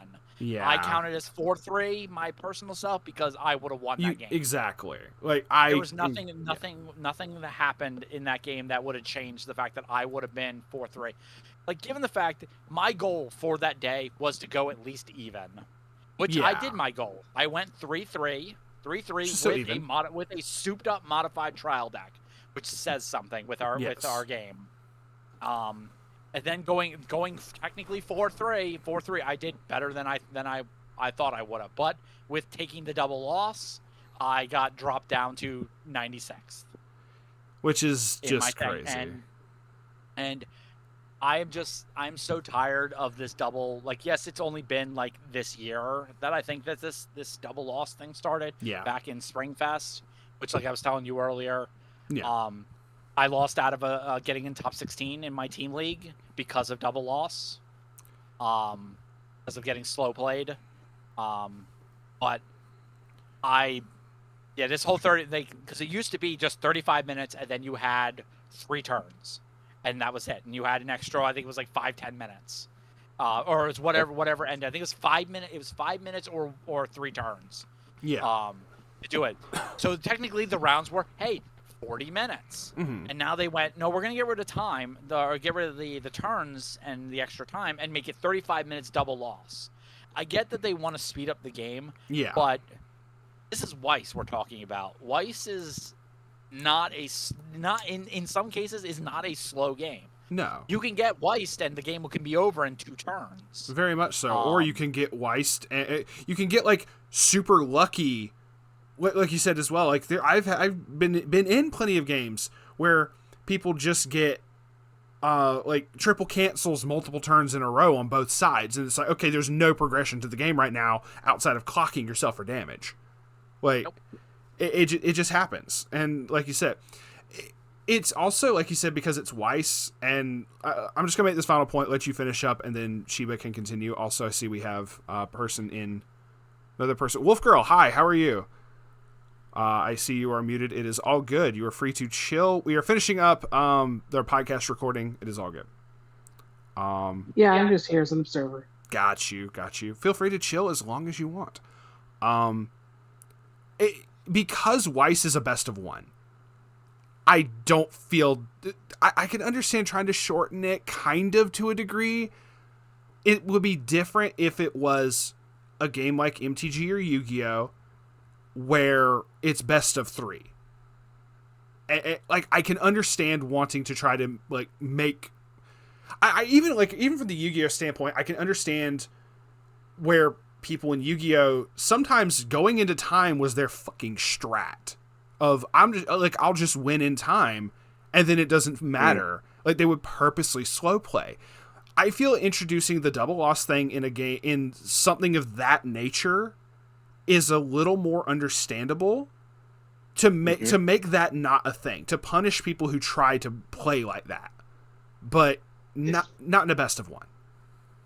Yeah. It's funny. We mentioned Yu-Gi-Oh. One of my Yu-Gi-Oh locals brought it up to their judges, and they're like, that's pretty good. They're like, we would love this, exactly. Yeah. So I get that. But anyway, off of my soapbox for now. Anything else you wanted to add for that, for your last round there? Last round was, just double loss. Double loss is BS. Gotcha. And I made the judges well aware of that.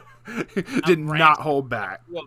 Ran into a friend of ours in front of 2 of them, and he's telling me I should not, and I'm like, what are you gonna do? DQ me after the event? Like you said, it's the last round. It's like, what you gonna do? I'm not topping at this point, so whatever. Yeah, I'm not even close to the top tables. Gotcha. This is a very common common mindset and common understanding among the players that this is not popular. This is not something that we look at as necessarily a win. We understand that the game should we want to speed up the game. I get that. The problem is that it does also limit gameplay options. Yes. Absolute Units are playing Miko Sora, and God, at a double loss time. Yeah, no, you cannot functionally. It's not like a slow play type of deck, but it's meant to negative soul your opponent and slow them the fuck down. It's meant to. Soul in big events is not possible. It's not possible. It just literally because of the fact that it's not meant for regional play. No, you just can't do that. Not a good mentality for the regional. And it also didn't help that during the event, as Shiba brought up while we were on break, there were rounds, after rounds were done, they were waiting for people to report. Yeah. Where people were reporting. And we're talking 2, 3, maybe even 5 minutes. And then when I was there on Sunday just hanging out for Shadowverse, they had 5-minute gaps where they were just waiting for people to report. And they're doing the same thing where it's 35-minute rounds, double loss if you go to time. And because it's for all the games. But it's if you're waiting for people to report, that time could then also be used for the time extension, or for people to finish games. Mhm. If you're on like my turn where I needed 30 more seconds Exactly. just to finish, Yeah. and it's frustrating, and Very much so. I don't know how one gets Bushiroad's attention or at least Bushiroad EN's attention to go, hey, we need to fix this rule. This rule is bad. Yes, this is only the first year of it really happening, but still, I'm hoping by when it comes to Springfest that they do away with time in the round being an automatic double loss. Exactly. I'm really hoping this is just like they're experimenting to see how it is, and they're going to get the feedback, and go, all right, maybe we should change this. I really hope that's the most optimistic way we can look at it, and we don't expect it to happen at all. It is a lot of hopium we're huffing at that point, but still, I think they need to put out a post-event survey, like a post. They should. BCS survey, and be like, hey, what was your thing on what was your take on this event? Anything you would like us to change? Because my big bold cast will be get rid of double loss at time around, or agreed. Big bold letters. I know. The only thing they're going to do is like, what sets do you want introduced? And people are going to meme SpongeBob into existence. And it's just... I know we 3-6 canceling his Shrek. Mm-hmm. You wanted Shrek or we riot. God bless, that would be... No, I thought it was Nekopara. It was Nekopara for the longest time. We have a lot of people wanting Nekopara as well, honestly. It'll be... Look, we're going to get that in Rose. I can see that in I can see Nekopara. We're already getting interspecies reviewers. Look, if we can get fucking interspecies reviewers, the sky is the limit for Rose. You got that. You had the Gushing Over Magical Girls was announced recently. I still haven't finished that anime. I haven't even heard it. Where's Baka-sama at? Ain't that true? But we're getting off track again. Sorry, but it's stuff that we have to rant about. We gotta. This is our outlet for This is kind of the thing where we say this kind of stuff at this. So, but I do want to give Shiba their time to discuss stuff. Like I said, since it was a little bit of a late join, it's no problem. But I do want to give them a little bit of the spotlight, considering Shiba actually topped and did really well at that point. Also, I realized all three of y'all played Hololive at that point, and I'm just like, okay, this is just the Hololive cast this episode, but I'm okay with this. Oh yeah, that's true. That's funny. So I realized, I was like, wait a minute, I just realized this. So, but anyway, hi Shiba, how are you? Hello, I'm doing good. Hey, real quick, Spice, what did you play? I'm curious, because we know Joker, what Joker played. Yeah. I played I am a Subaru, a modified, souped up trial deck. Mm-hmm. Oh, word. With the IMA level 1 from the trial deck, and then the Subaru level 3 big wall from the trial deck. Yeah. Okay, interesting. Like I said, that is a pretty unique take to a bigger event. Yeah. Yeah, good stuff, I would say before I have 5 and 2, right? Burnout, 4 and 3. We are counting 4 and 3. We are not counting the double loss BS. So yeah. Which I took. It's technically 3-3-1, but I say 4-3 because I would have, like I said, 30 seconds would have won that game easily. Right. So, what I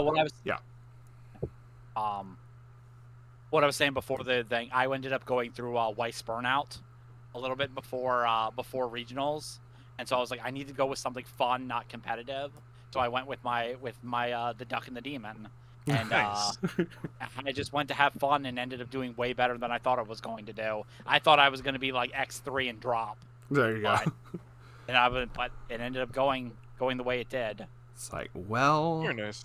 Happy for you. So, which that is really cool. And I like the take on that deck, and I already stated my opinions about that before as well. Like I said, I think the IAMA is actually legit. But it's all good. Mm-hmm. But let's get into yours real quick to give you some time here. So you got 9th place. You were on Caligura. Mm-hmm. So legitimately, if Gura hadn't been hit to 2, which I put the deck back together recently, you may have inspired that.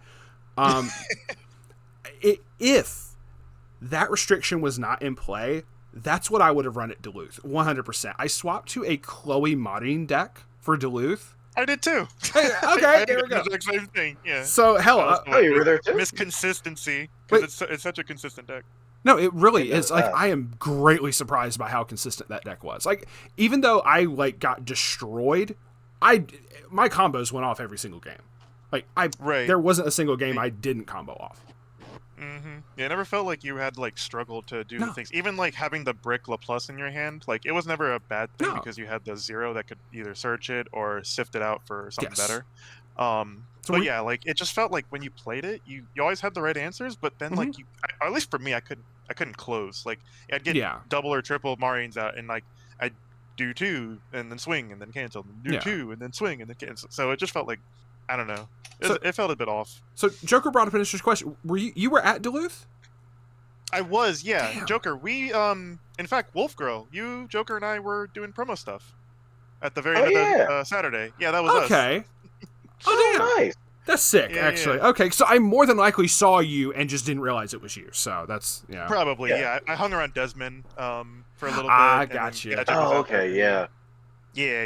Yeah. Wait. I was recognizing your voice, but yeah, I just couldn't quite place. Mm-hmm. You weren't the one that Desmond wanted to introduce me to, or was that? I'm pretty sure it was. I'm pretty sure it was Desmond that wanted me to introduce. Because I'd heard of you for a while. I just never met you. Yeah. Okay, so no, you and I. If you're the same person, once again, I'm sorry I can't see your face right now. If you were the same person, like you and I talked at length for a minute between like some of the rounds and whatnot. And you're a really cool person, so I was very glad to get a chance to speak with you on that as well. So no, I didn't realize we were both on the Chloe Marion for that. That's cool. Yeah, that's great. But anyway, let's let you get into your breakdown. So for your 7 rounds, by all means, what you played against, how it went. Obviously, more than 7 rounds for you because you actually went into the top cut. I just realized that. So, which is totally cool. Whatever you want, however you want to spin the tale, by all means, the floor is yours. Appreciate it. So the running theme of this story is just a lot of damage at like 2-3, and then like not seeing half my opponent's deck. So this is gonna be a pretty quick like rundown. Gotcha. I would say, just the deck does so well at just blowing people up, and even if it's just 2 Callies or 2 Guras and like a Callie or 2 Guras and an Aqua, it just does so well. It is. And I spent like so much time like thinking of like how much stock you need per combo, what your hand needs to look like per combo. So like I did a bit of homework, and I was still learning things at the tournament, and I'll get to that in a bit. But the long and short of it is it did feel really good, felt really strong. I didn't feel like I was struggling unless like brick hands like round 2. I'll get into that in a bit, but that was the only round where I truly felt like my deck was working against me. But yeah, I'll start with round 1. Round 1 was Dengeki 8 standby, so like the little basketball girls. Yeah, I know, right? It was great. Okay. I was like, oh wait, I'm just getting We love blown up by these basketball. big basketball girls. It's interesting, but yeah, that was my first experience against that. The Dengeki local that I usually play against is on the irregular list. I think that's 8 pants. Yeah. So that's the one I see. I really like that deck because level 1 is super consistent. I think it just searches the deck straight up. Like it's on reverse. On reverse pitch. I think you searched 2. I literally just posted up a deck. 2? That's crazy. I know you +1 obviously, but like, I think you searched them, which is the big thing. Yeah, I literally posted a deck for this yesterday. It's pretty strong. Sorry, go ahead.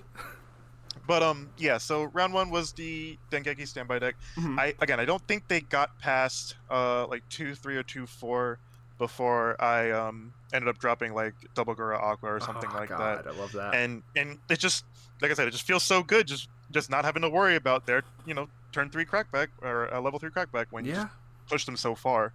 So yeah, that was round 1. Super like streamlined. And the thing about Kali Gura or any Gura deck really is, I know people give it flack for not playing, quote unquote, not playing Weiss the first couple turns, but that kind of is what you feel like. And that's kind of how I played a little bit too. It's like you just throw bodies at them for like 1, 2. Obviously you want to get your Kali combos up, but if you don't, you have outs to like bring back cards from the waiting room. Yeah, I'm trying to think of the word. You're good. I understand. But yeah, as long as you have 2 Guras and the climax in hand, or 2 Guras and any climax and Ina, like you're chilling. You just need to, again, make sure your hand is decent and you have enough stock. And again, you're not really playing a whole lot of Weiss if you're just stockpiling like 8 stock to just blow it up on your level 3. But I don't know. I that's kind of how I like to play. I just feel like that's my sort of play style. To It's not each to their say that I own. won't play. Exactly, to each their own. Yeah, that's like Konosuba. Yeah. Call out cowboy like that. Why don't you? No, you're kidding. You're kidding. No. So play the burn 5. It's real. So round 2 was I actually played against the tournament winner. His name is Carter. He was on slime. 4 blank slime is what they call it. Yeah. I could not even fathom what that meant. Because I didn't really do a whole lot that game. I think that was my roughest game of just getting Weissed. I think I drew like several climaxes for the first couple turns, and I remember distinctly being out all 8. He had taken a look at my grave, or waiting room rather, and just dropped the climax combo. Or didn't even climax combo. He just dropped the climax for extra damage, and I think I was sitting at like 10 or 11 cards in deck still, and I just went from like level 1 to level 3 with like a single Gura, a single climax combo, and I was just, it was brutal. But I mean, I what was interesting is he was doing some stuff before then really, really well with and I looked this up too.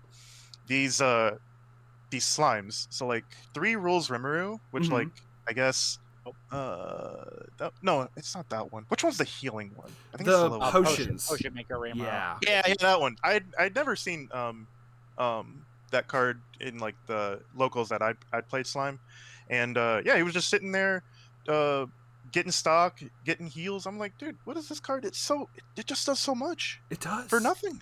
I've been like, it's okay, so this is like actually kind of like our Joe is on wanting to play slime, especially at Tampa coming up. So I'm pointing all of these cards in his direction. Like, I don't know what you want to do, but this is what other people are playing. I'm just pointing this out. So he's like, I'm just saying, I'll be fine. I was like, okay, I'm not actually just teching this card in your deck without your knowledge. I was just like, look, the entire like most of the deck was put together by me and Moroku first. That's whatever. Oh, yeah. It's all good. But anyway.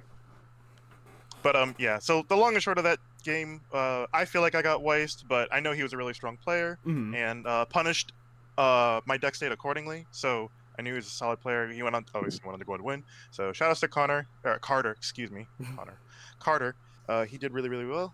And yeah, so X and 1. We're a little bummed, but it is what it is. We go into round 3, and I think round 3 was the most interesting game of the night because it was against a Persona 5 deck. And I'd never seen Persona 5 cards in the game. Again, I've only been playing for a year. This was a brave individual. These are old cards. And I didn't know. So this individual had played a Joker that was an early play level 2. Yeah. I didn't know there are early play level 2s in this game. But it was an early play level 2 climax combo that on reversed drew a card and searched a card. And I was like, what the hell? That's so good. Yeah. But like, I mean, I don't know what the deck's supposed to do after that, because that was another one of those Gura moments where he was at like a 2-3, 2-4 state, and he just wombo comboed. And oh my god, all before that game though, my man was canceling like a mad lad. It was a fun deck to look at, but it was also not fun to see all them climax. And I was just like, you're just like, I'm oh damn, 2-4, and you're at like 1-2, and it's okay, we can get there. But yeah, he was a super chill dude, and the deck was really spicy. I enjoyed seeing that over most of the meta stuff we all come to love and hate. But yeah, that was still X1 there. Yeah, sure. Round 4 was against Spy Family, and what was unique about this deck was the level 1 combo wasn't the Fiona, it was the Yor, like the green Yor. Oh, okay. I don't know if it did anything that interesting. I don't know what the difference is, but I know that one has like super it's super defensive. I'm just used to seeing the Fiona, so I'm like, okay. Yeah, the Fiona's just really like, it's a wall. You can't get past it. Yeah. It's like what, 8-5? Something like that. I had to look again, but yeah. Yeah. Yeah, it's ridiculous. Like none's beating over it. Not even with climax combo. Hell, I don't think Chloe can beat over it, right? Is she, 7, 8. I think she gets to 8 without She gets 8 without buffs. Yeah. Yeah, without buffs. Yep. So like, yeah, it's like you're not beating over that thing. But then it was she just kind of kept playing the early plays. I never really saw like the level 3 that like looks at the top of your deck, right? Isn't that what Spy Family likes to do? Mocha. It has some it's pieces of that. It's a Mocha check 3. Mm-hmm. But so this one was interesting because something I had to learn the hard way on the Aqua Restander is because she attacks and then checks because the center. This is why I'm like learning things. You're good. Because the center position or middle position of the center stage swings, it can be her, it can be anything. Her ability activates and then checks the top and restands herself. So what I was doing wrong was I was putting her in the center, swinging, knowing full well I was going to reverse because I'd been spooned some information on Reddit that like she could restand herself or gets past the fact that like post swing you go to reverse and then she stays not reverse. I don't know. It was bizarre. But the long and short of it is I shouldn't put her in the middle of the center stage. I should put her off to the side or something. Then if she reverses, the middle position swings, checks the top card. If it's a character, she's not reversed anymore. She swings. So I learned the hard way that that's not how that worked. I think I lost out on an additional swing. It might have been like one Gura, one Aqua, something else on the side. It didn't matter. Okay. And then I got like super lucky at the end of it. I think she like swung twice, canceled a bunch. Like my deck was pretty concentrated, and then I ended up just swinging out to win again. I don't know. You know what it was? It was I think they were at 3-6, and I just kept swinging, and then like deck state put him to 3-7. So gotcha. it didn't matter, but like I felt like I deserved that loss just because between the misplay and like getting super lucky, I was like, you felt dirty. I felt dirty. Yeah, I felt that was rough on their end. So that was still X1. Round 5 was a Ruby deck, and I believe it was 4 standby 4 door. And it was like this. First of all, it was super blinged out. Good lord, I've never seen so many shinies. Yes. But they were on this ridiculous like wombo. I mean, they were still like doing. I think what's her name? Pyrrha. Is that like the card that like goes to memory? Like just the Pyrrha. The Pyrrha level 0. Pyrrha Yeah. For their whole wombo combo, the Ruby that is part of the wombo combo, you have to have that Pyrrha in memory. I think it's 2 copies in memory. At a 2 count. Yeah. You have to have 2 copies in memory. They definitely made that happen because holy cow, their level 3 was nutty. I think they had the 2 that tapped to deal 3.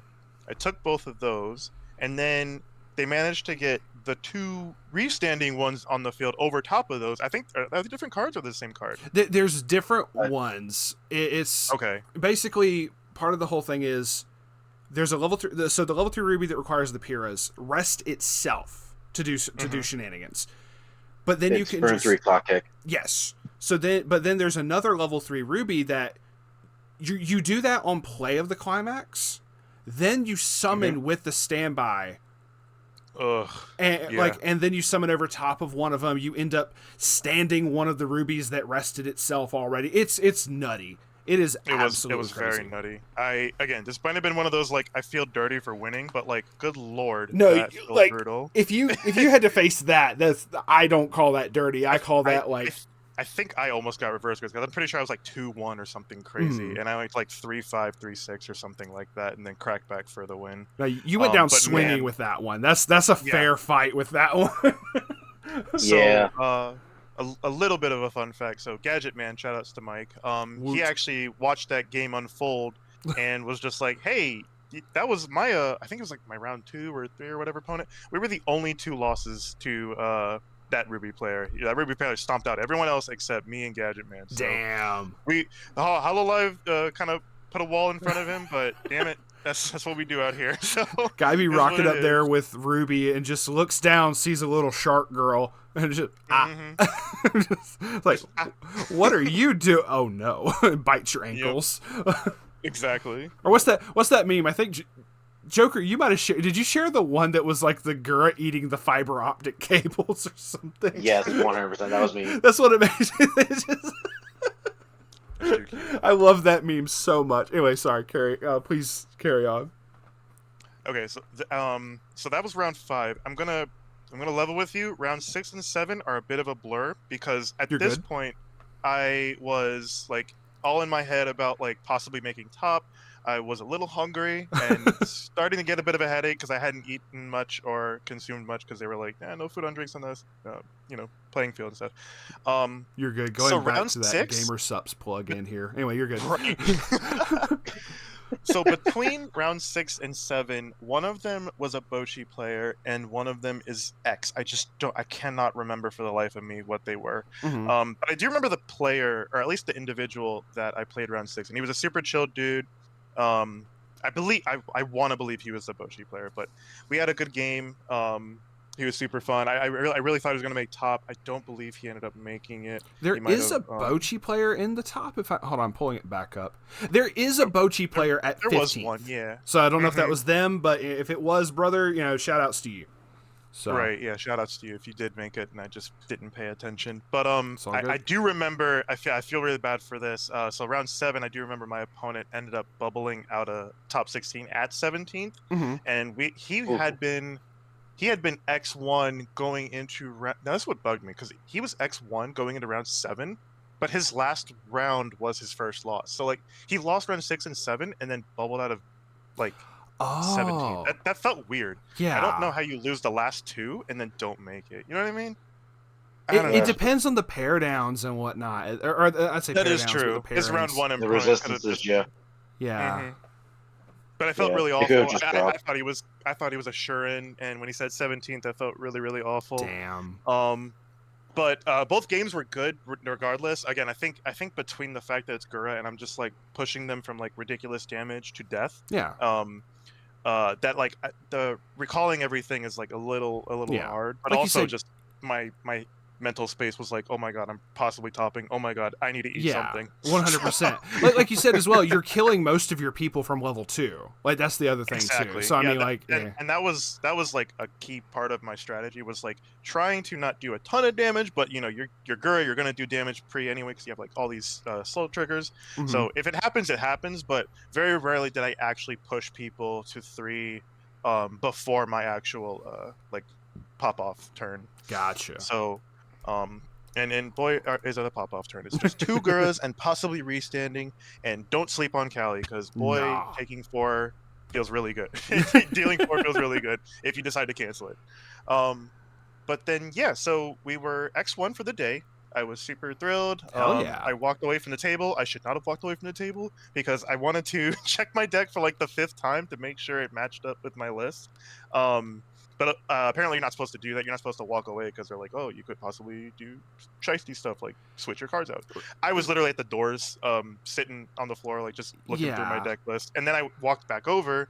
I'd seen another couple Maryland players. Shout outs to Rom and Caleb. I think Caleb was on Eatski. I cannot remember what Rom was on. It's going to bug the hell out of me. So we had some rep in top 16 from the DMV area. Hell yeah. Good for us. And then, yeah, so we did deck checks and all that fun stuff. It wasn't too bad. I think I had like 1 sleeve, and I knew exactly which sleeve it was when I played my round 7 opponent. It was like some stuff at the top of my freshly bought sleeves. I don't know how this happens, but it's an event. I guess we're just shuffling really hard or something. But yeah, 1 sleeve needed to be replaced. It was all good. I have a small story. I don't know if I should say anything, but like, I just feel so bad for him. But the Eatski player in top 16, he had a instance with his sleeves where so to preface this, the deck check, he and I were deck checked side by side, so I could see what the issues were, and like his sleeves were like I guess used or something like that, and then like they were sticking to each other, and he had like multiple sleeves that were a problem. So like he needed to replace a bunch of sleeves. So what ended up happening is him and his brother took another deck out and just swapped all 50 of those sleeves. The check went through. He was good to go. And then what ended up happening, at least to my knowledge, was his card. Now, if you know Itsuki, you know Itsuki. I don't know anything about Itsuki, but I guess they like to discard things. Does that sound like their end game? Their level 3 it ends up discarding like 3 cards from hand. Yes. Right. Yep. Okay. So apparently he had mistakenly or accidentally discarded an additional card, and he could not prove to the judge that he had that card in hand or something like that. There was some issue with, like, I guess trying to prove that he had that card in his hand rather than it being in the waiting room when he goes to discard. But because he can't prove it, I think he missed out on a combo of some sort, and ultimately it led to his loss. Got you. Which is really brutal. So, like, please just everyone buy sleeves when you go to an event. Go in come out here with fresh. cruddy sleeves. And then if you can really fight it, just don't double sleeve either. Just buy a single clear dragon shield or dark dragon shields, because you can kind of see through lighter colored dragon shields, or whatever brand you like. Doesn't matter. Yeah, because I ended up having had an issue with that at Duluth as well, where like here's. I'll save the full details for later, but it's all good. But I ended up having to change out some sleeves as well because they did not approve of mine. So I understand, like you said, you got to be very careful going into that. That's all I want to say. Yeah, just be mindful if you're going to a larger event like this that they will call you out for, like, what, unofficial Bushiroad sleeves too. Like, I think after round 2, they don't like those. They didn't have They unofficial. don't like Comic-Cat. Yeah, they did not like Comic-Cat stuff as well. So Riaz that I played against round 1 had these Grand Archive sleeves that were like they had art of Grand Archive cards up there. It's like official art from that card game. But it was because it was a competing card game, they didn't want him to run that either. They didn't want him, even though you couldn't see through them. They were legit. They didn't stick. He was like, I literally just cracked this like pack of sleeves open. They are so fresh you can still smell them. Like smell the freshness. Like it was a freshness seal locked in. Anyway, but excuse me. But no, he like they said, okay, for round 1 you're good. After round 1, you have to get your sleeves changed. Like we figured I think they said after like round 2 or 3 they weren't going to be like giving anybody any grace for that anymore. Yeah, that's normal. Yeah, that's understandable. But even he like we're like, this guy is like the 2-time world champion. Like he's never run into this kind of issue before. Like why this day of all days were you summoned? Also, we summoned a cowboy. But you said Duluth 3 times. You did. Yeah, when the regulations, if you look at the regulations when they go into the leaving, they actually do state that you're not allowed to actually run any product that is not Bushiroad related. Yeah. They do not like any competitive card. Like you can run anything that's like, as long as you have the the trademark on it. Yeah. So, but if it's a competitive card game, like a competitor, like Magic or Yu-Gi-Oh! Playmat or anything, they do not want you that. They actually even have rules that you're not allowed to play any other card game at the event even for fun. Like you can't just go sit down to the side like, hey, we're done for the day. I'm gonna pop out some Yu-Gi-Oh! And okay, you're actually not allowed. That's so crazy. Because I have buddies who went with us who were playing Final Fantasy, and I was like, it was after the thing ended, so it was like whatever. Yeah. Well, I should say after the Swiss rounds ended, before while top 16 and top 8 and all that was going on. And I was like, hey, just keep in mind, they can kick you out for playing another card game. Most don't care, but it is their event, so it's understandable. Like, I went in with I had my official Subaru playmat, my official Subaru deck box. My sleeves were not official, but I was like, most of the time, they only seem to really care about sleeves is when you start getting into the top tables, which is where, yes, the play with solid dragon shields, solid dark colored dragon shields, or some kind of solid matte colored sleeves are great. But if you're in the lower tables, most of the time it's not that bad. Normally it's like first round they'll go, hey, should probably do something after second round. Like second round comes, it's like no, it's you change it or get out. Yeah, we Right. that's what I say with You mine. can I get, immediately had to round change. losses at that point. Yeah, we didn't want to run the risk of that, but Yeah. it is a thing. It is in the rules, but we'll carry on. And just public service announcement to people: be mindful of it. Just saying. But True. But so at this point, you're in top cut. I forget where you left off, and I apologize. Feel free to continue. Nope. I went on a rant or a tangent about another player, so I will continue with the long and short of my final round of the run. So my opponent was on slime, and I think this time they no. You know what? I pulled it up. They actually went 9th at the event. So if you have that, That you were 9th at the event. Oh, I'm sorry, 8th. Wait, no, I'm trolling you. I was 9th. What? They got taken out the following. They could be on 8 plants actually, because there's only 8 plants. I see 1, 2, 3. It was standby. It was either standby or. It might have been. There were 2 standby decks, and I wish I had my Bushi plants. Navi up. I know the guy's name, and if I saw the rank list. Will top 8 or Ote? Yeah, it was Will top 8. Yep. Yeah. Oh, I am so sorry. He is also one of my locals. Ah. Well, damn. Yeah, he has stifled me twice now in a top 8. Once at the Philly, or not Philly. Once at the White Plains event. For Springfest, we actually lost to him and his team in top 8, first round of top 8, and he did it again. How does he keep doing it?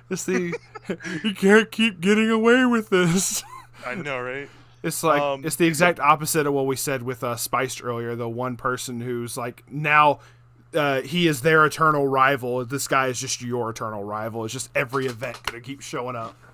Right. I will find him, and third time will definitely be the charm, guaranteed. But Will top 8, please be listening.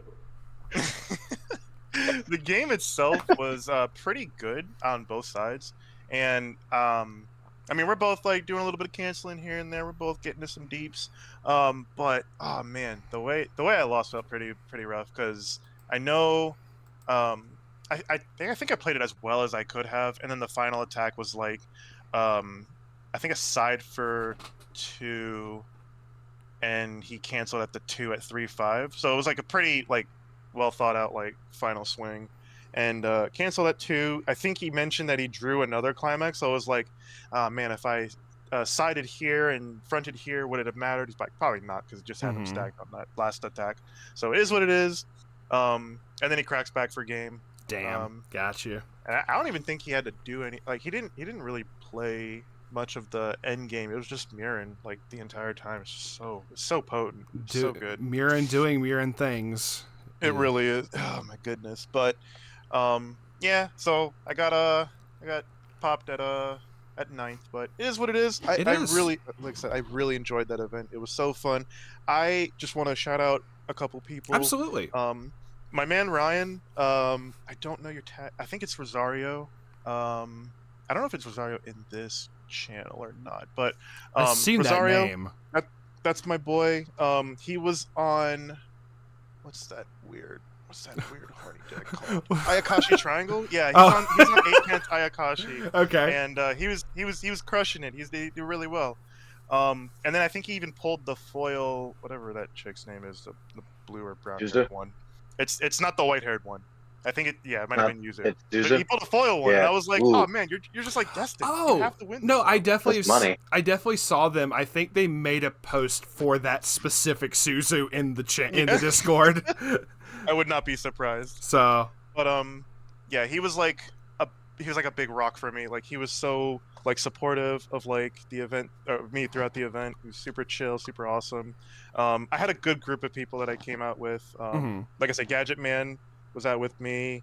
A couple of Vanguard players from the DMV area were out there. I hadn't seen in like years, and it was really good to catch up with them before the event went off. So, shout outs to them. A couple of the Weiss players that came from my local were out there. It was really cool.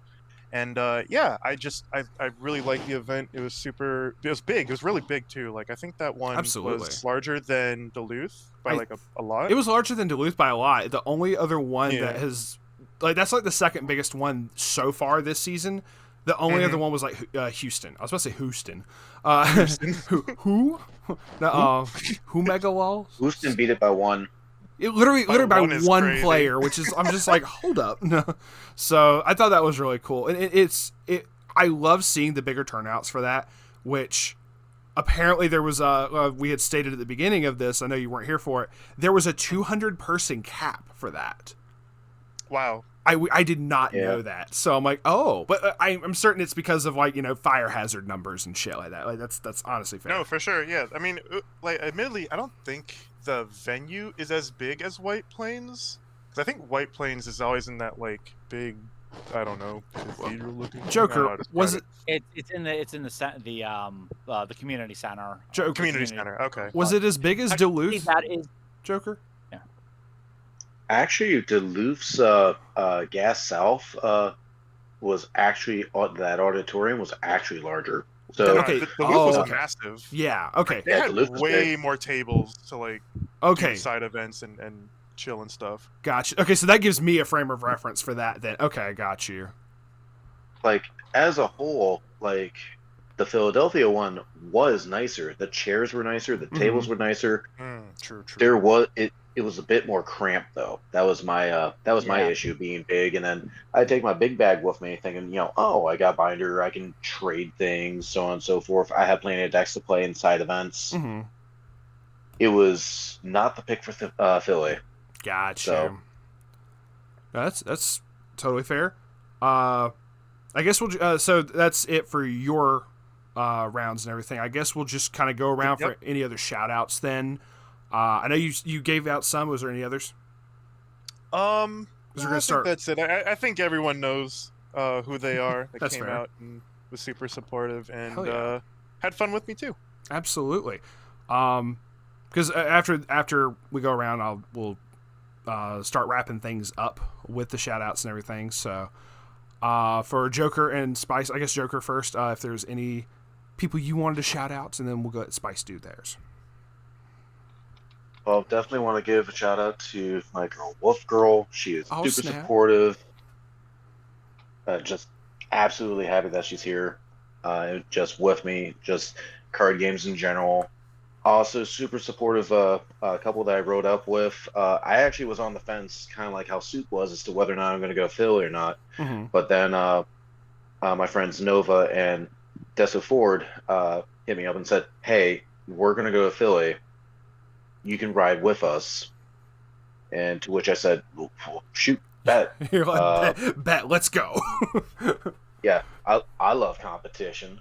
So I was able to introduce them to their first regional experience. So I was hoping that they would be here. They were traveling, so sadly weren't able to make it. But It's all good. I'm happy I was able to pseudo shout out to Braden from the Watchtower or Clock Tower. Amazing player. It was an amazing time. Nice meeting you as well. It was great seeing Carmen and the Ohio people as well, and Pittsburgh crowd. Brandon. I don't think I saw Tanner, but Lindsay, Aaron, that crowd. Y'all are amazing. Thank you so much for growing the game as you have. And also to our Nova locals that took second. I'm trying to remember where Will top 8 sit. I believe he was within that top 8. He was at second, not the second place, but he was a little bit further down. He was the other Standby Slime in top 8. Oh, and okay. Natsukawa at 16th. So, and also Carter as well for going first. Amazing person. Got to hang out with him after the event. Really fun, super chill person to hang out with and talk to. So, thank you again. Y'all were amazing. Keep on growing the game. Hell yeah. That's what we love to see. We love to see the continued growth. Maybe we'll be able to have more than 200 players at a venue. But no, that's very fair. And then to Spice, whoever you have to shout out as well. Well, I want to shout out my locals, Cards Next Door up in Ephrata, PA. Hell yeah. Yeah, and specifically Yuyume, our top 4 Aaron player. He's a close buddy of mine. Yeah, just want to shout out that group, and you got to shout out you guys for letting me join this. This was a lot of fun. I appreciate having you here. I also thought you were gonna say Yuyute for a second. I'm like, oh, we're shouting out the website. Okay, no, you're good. Yuyume, Yuume. Got you. Now my brain tries to autocomplete stuff as people are talking, and I'm just like, wait, okay. No, yeah, but no, thank y'all very much for being here. For all the people who slid into the DMs over the course of the recording as well. No issues like with that. I don't mind it whatsoever. Cowboy, you got anybody or anything you want to say? I don't want to just leave you hanging there. I don't know if he's even still listening. He might be playing. I don't know. Oh no, shit! It's like I'm making mac and cheese. Making mac and cheese. No, he's doing the important shit. There you go. I've seen that from locals. There you go. And then Wolf Girl. I don't know if you got anything you want to say. Yeah, so I wasn't in Philly, so It's all good. I was actually thinking about going, but I actually judge Pokemon events, so I was in Toronto as a judge. Okay. So I was just following what Joker was doing, following the base damage chat, and everything. So I'm just sitting here like go baby go, cheering on. You got the little pom poms and everything. I like that. So yeah. So what you're saying is that if people want to follow the play-by-plays for stuff like that, they should totally join the base damage Discord. Yeah. No, if anybody's listened to this point, I will be ecstatic, but it's all good. No, thank y'all very much for being here. It is greatly appreciated. And obviously, I will wrap things up then. Thank y'all to all who have listened. Do all the cringy stuff, the like and subscribe and all that jazz if you so desire. If not, it's cool. Thanks for stopping by. Link, if you want to join the Discord for real, it will be in the description. And me and Joe will see y'all in fucking Tampa. We're going to see how that goes. Yeah. But, all right, that is going to be it for us today. We will see y'all later. Peace out. Thank you. Stay base.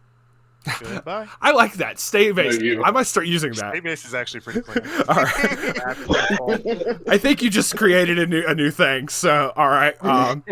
New Year's resolution Rules there. up, guys from cringe. All right. Peace, y'all.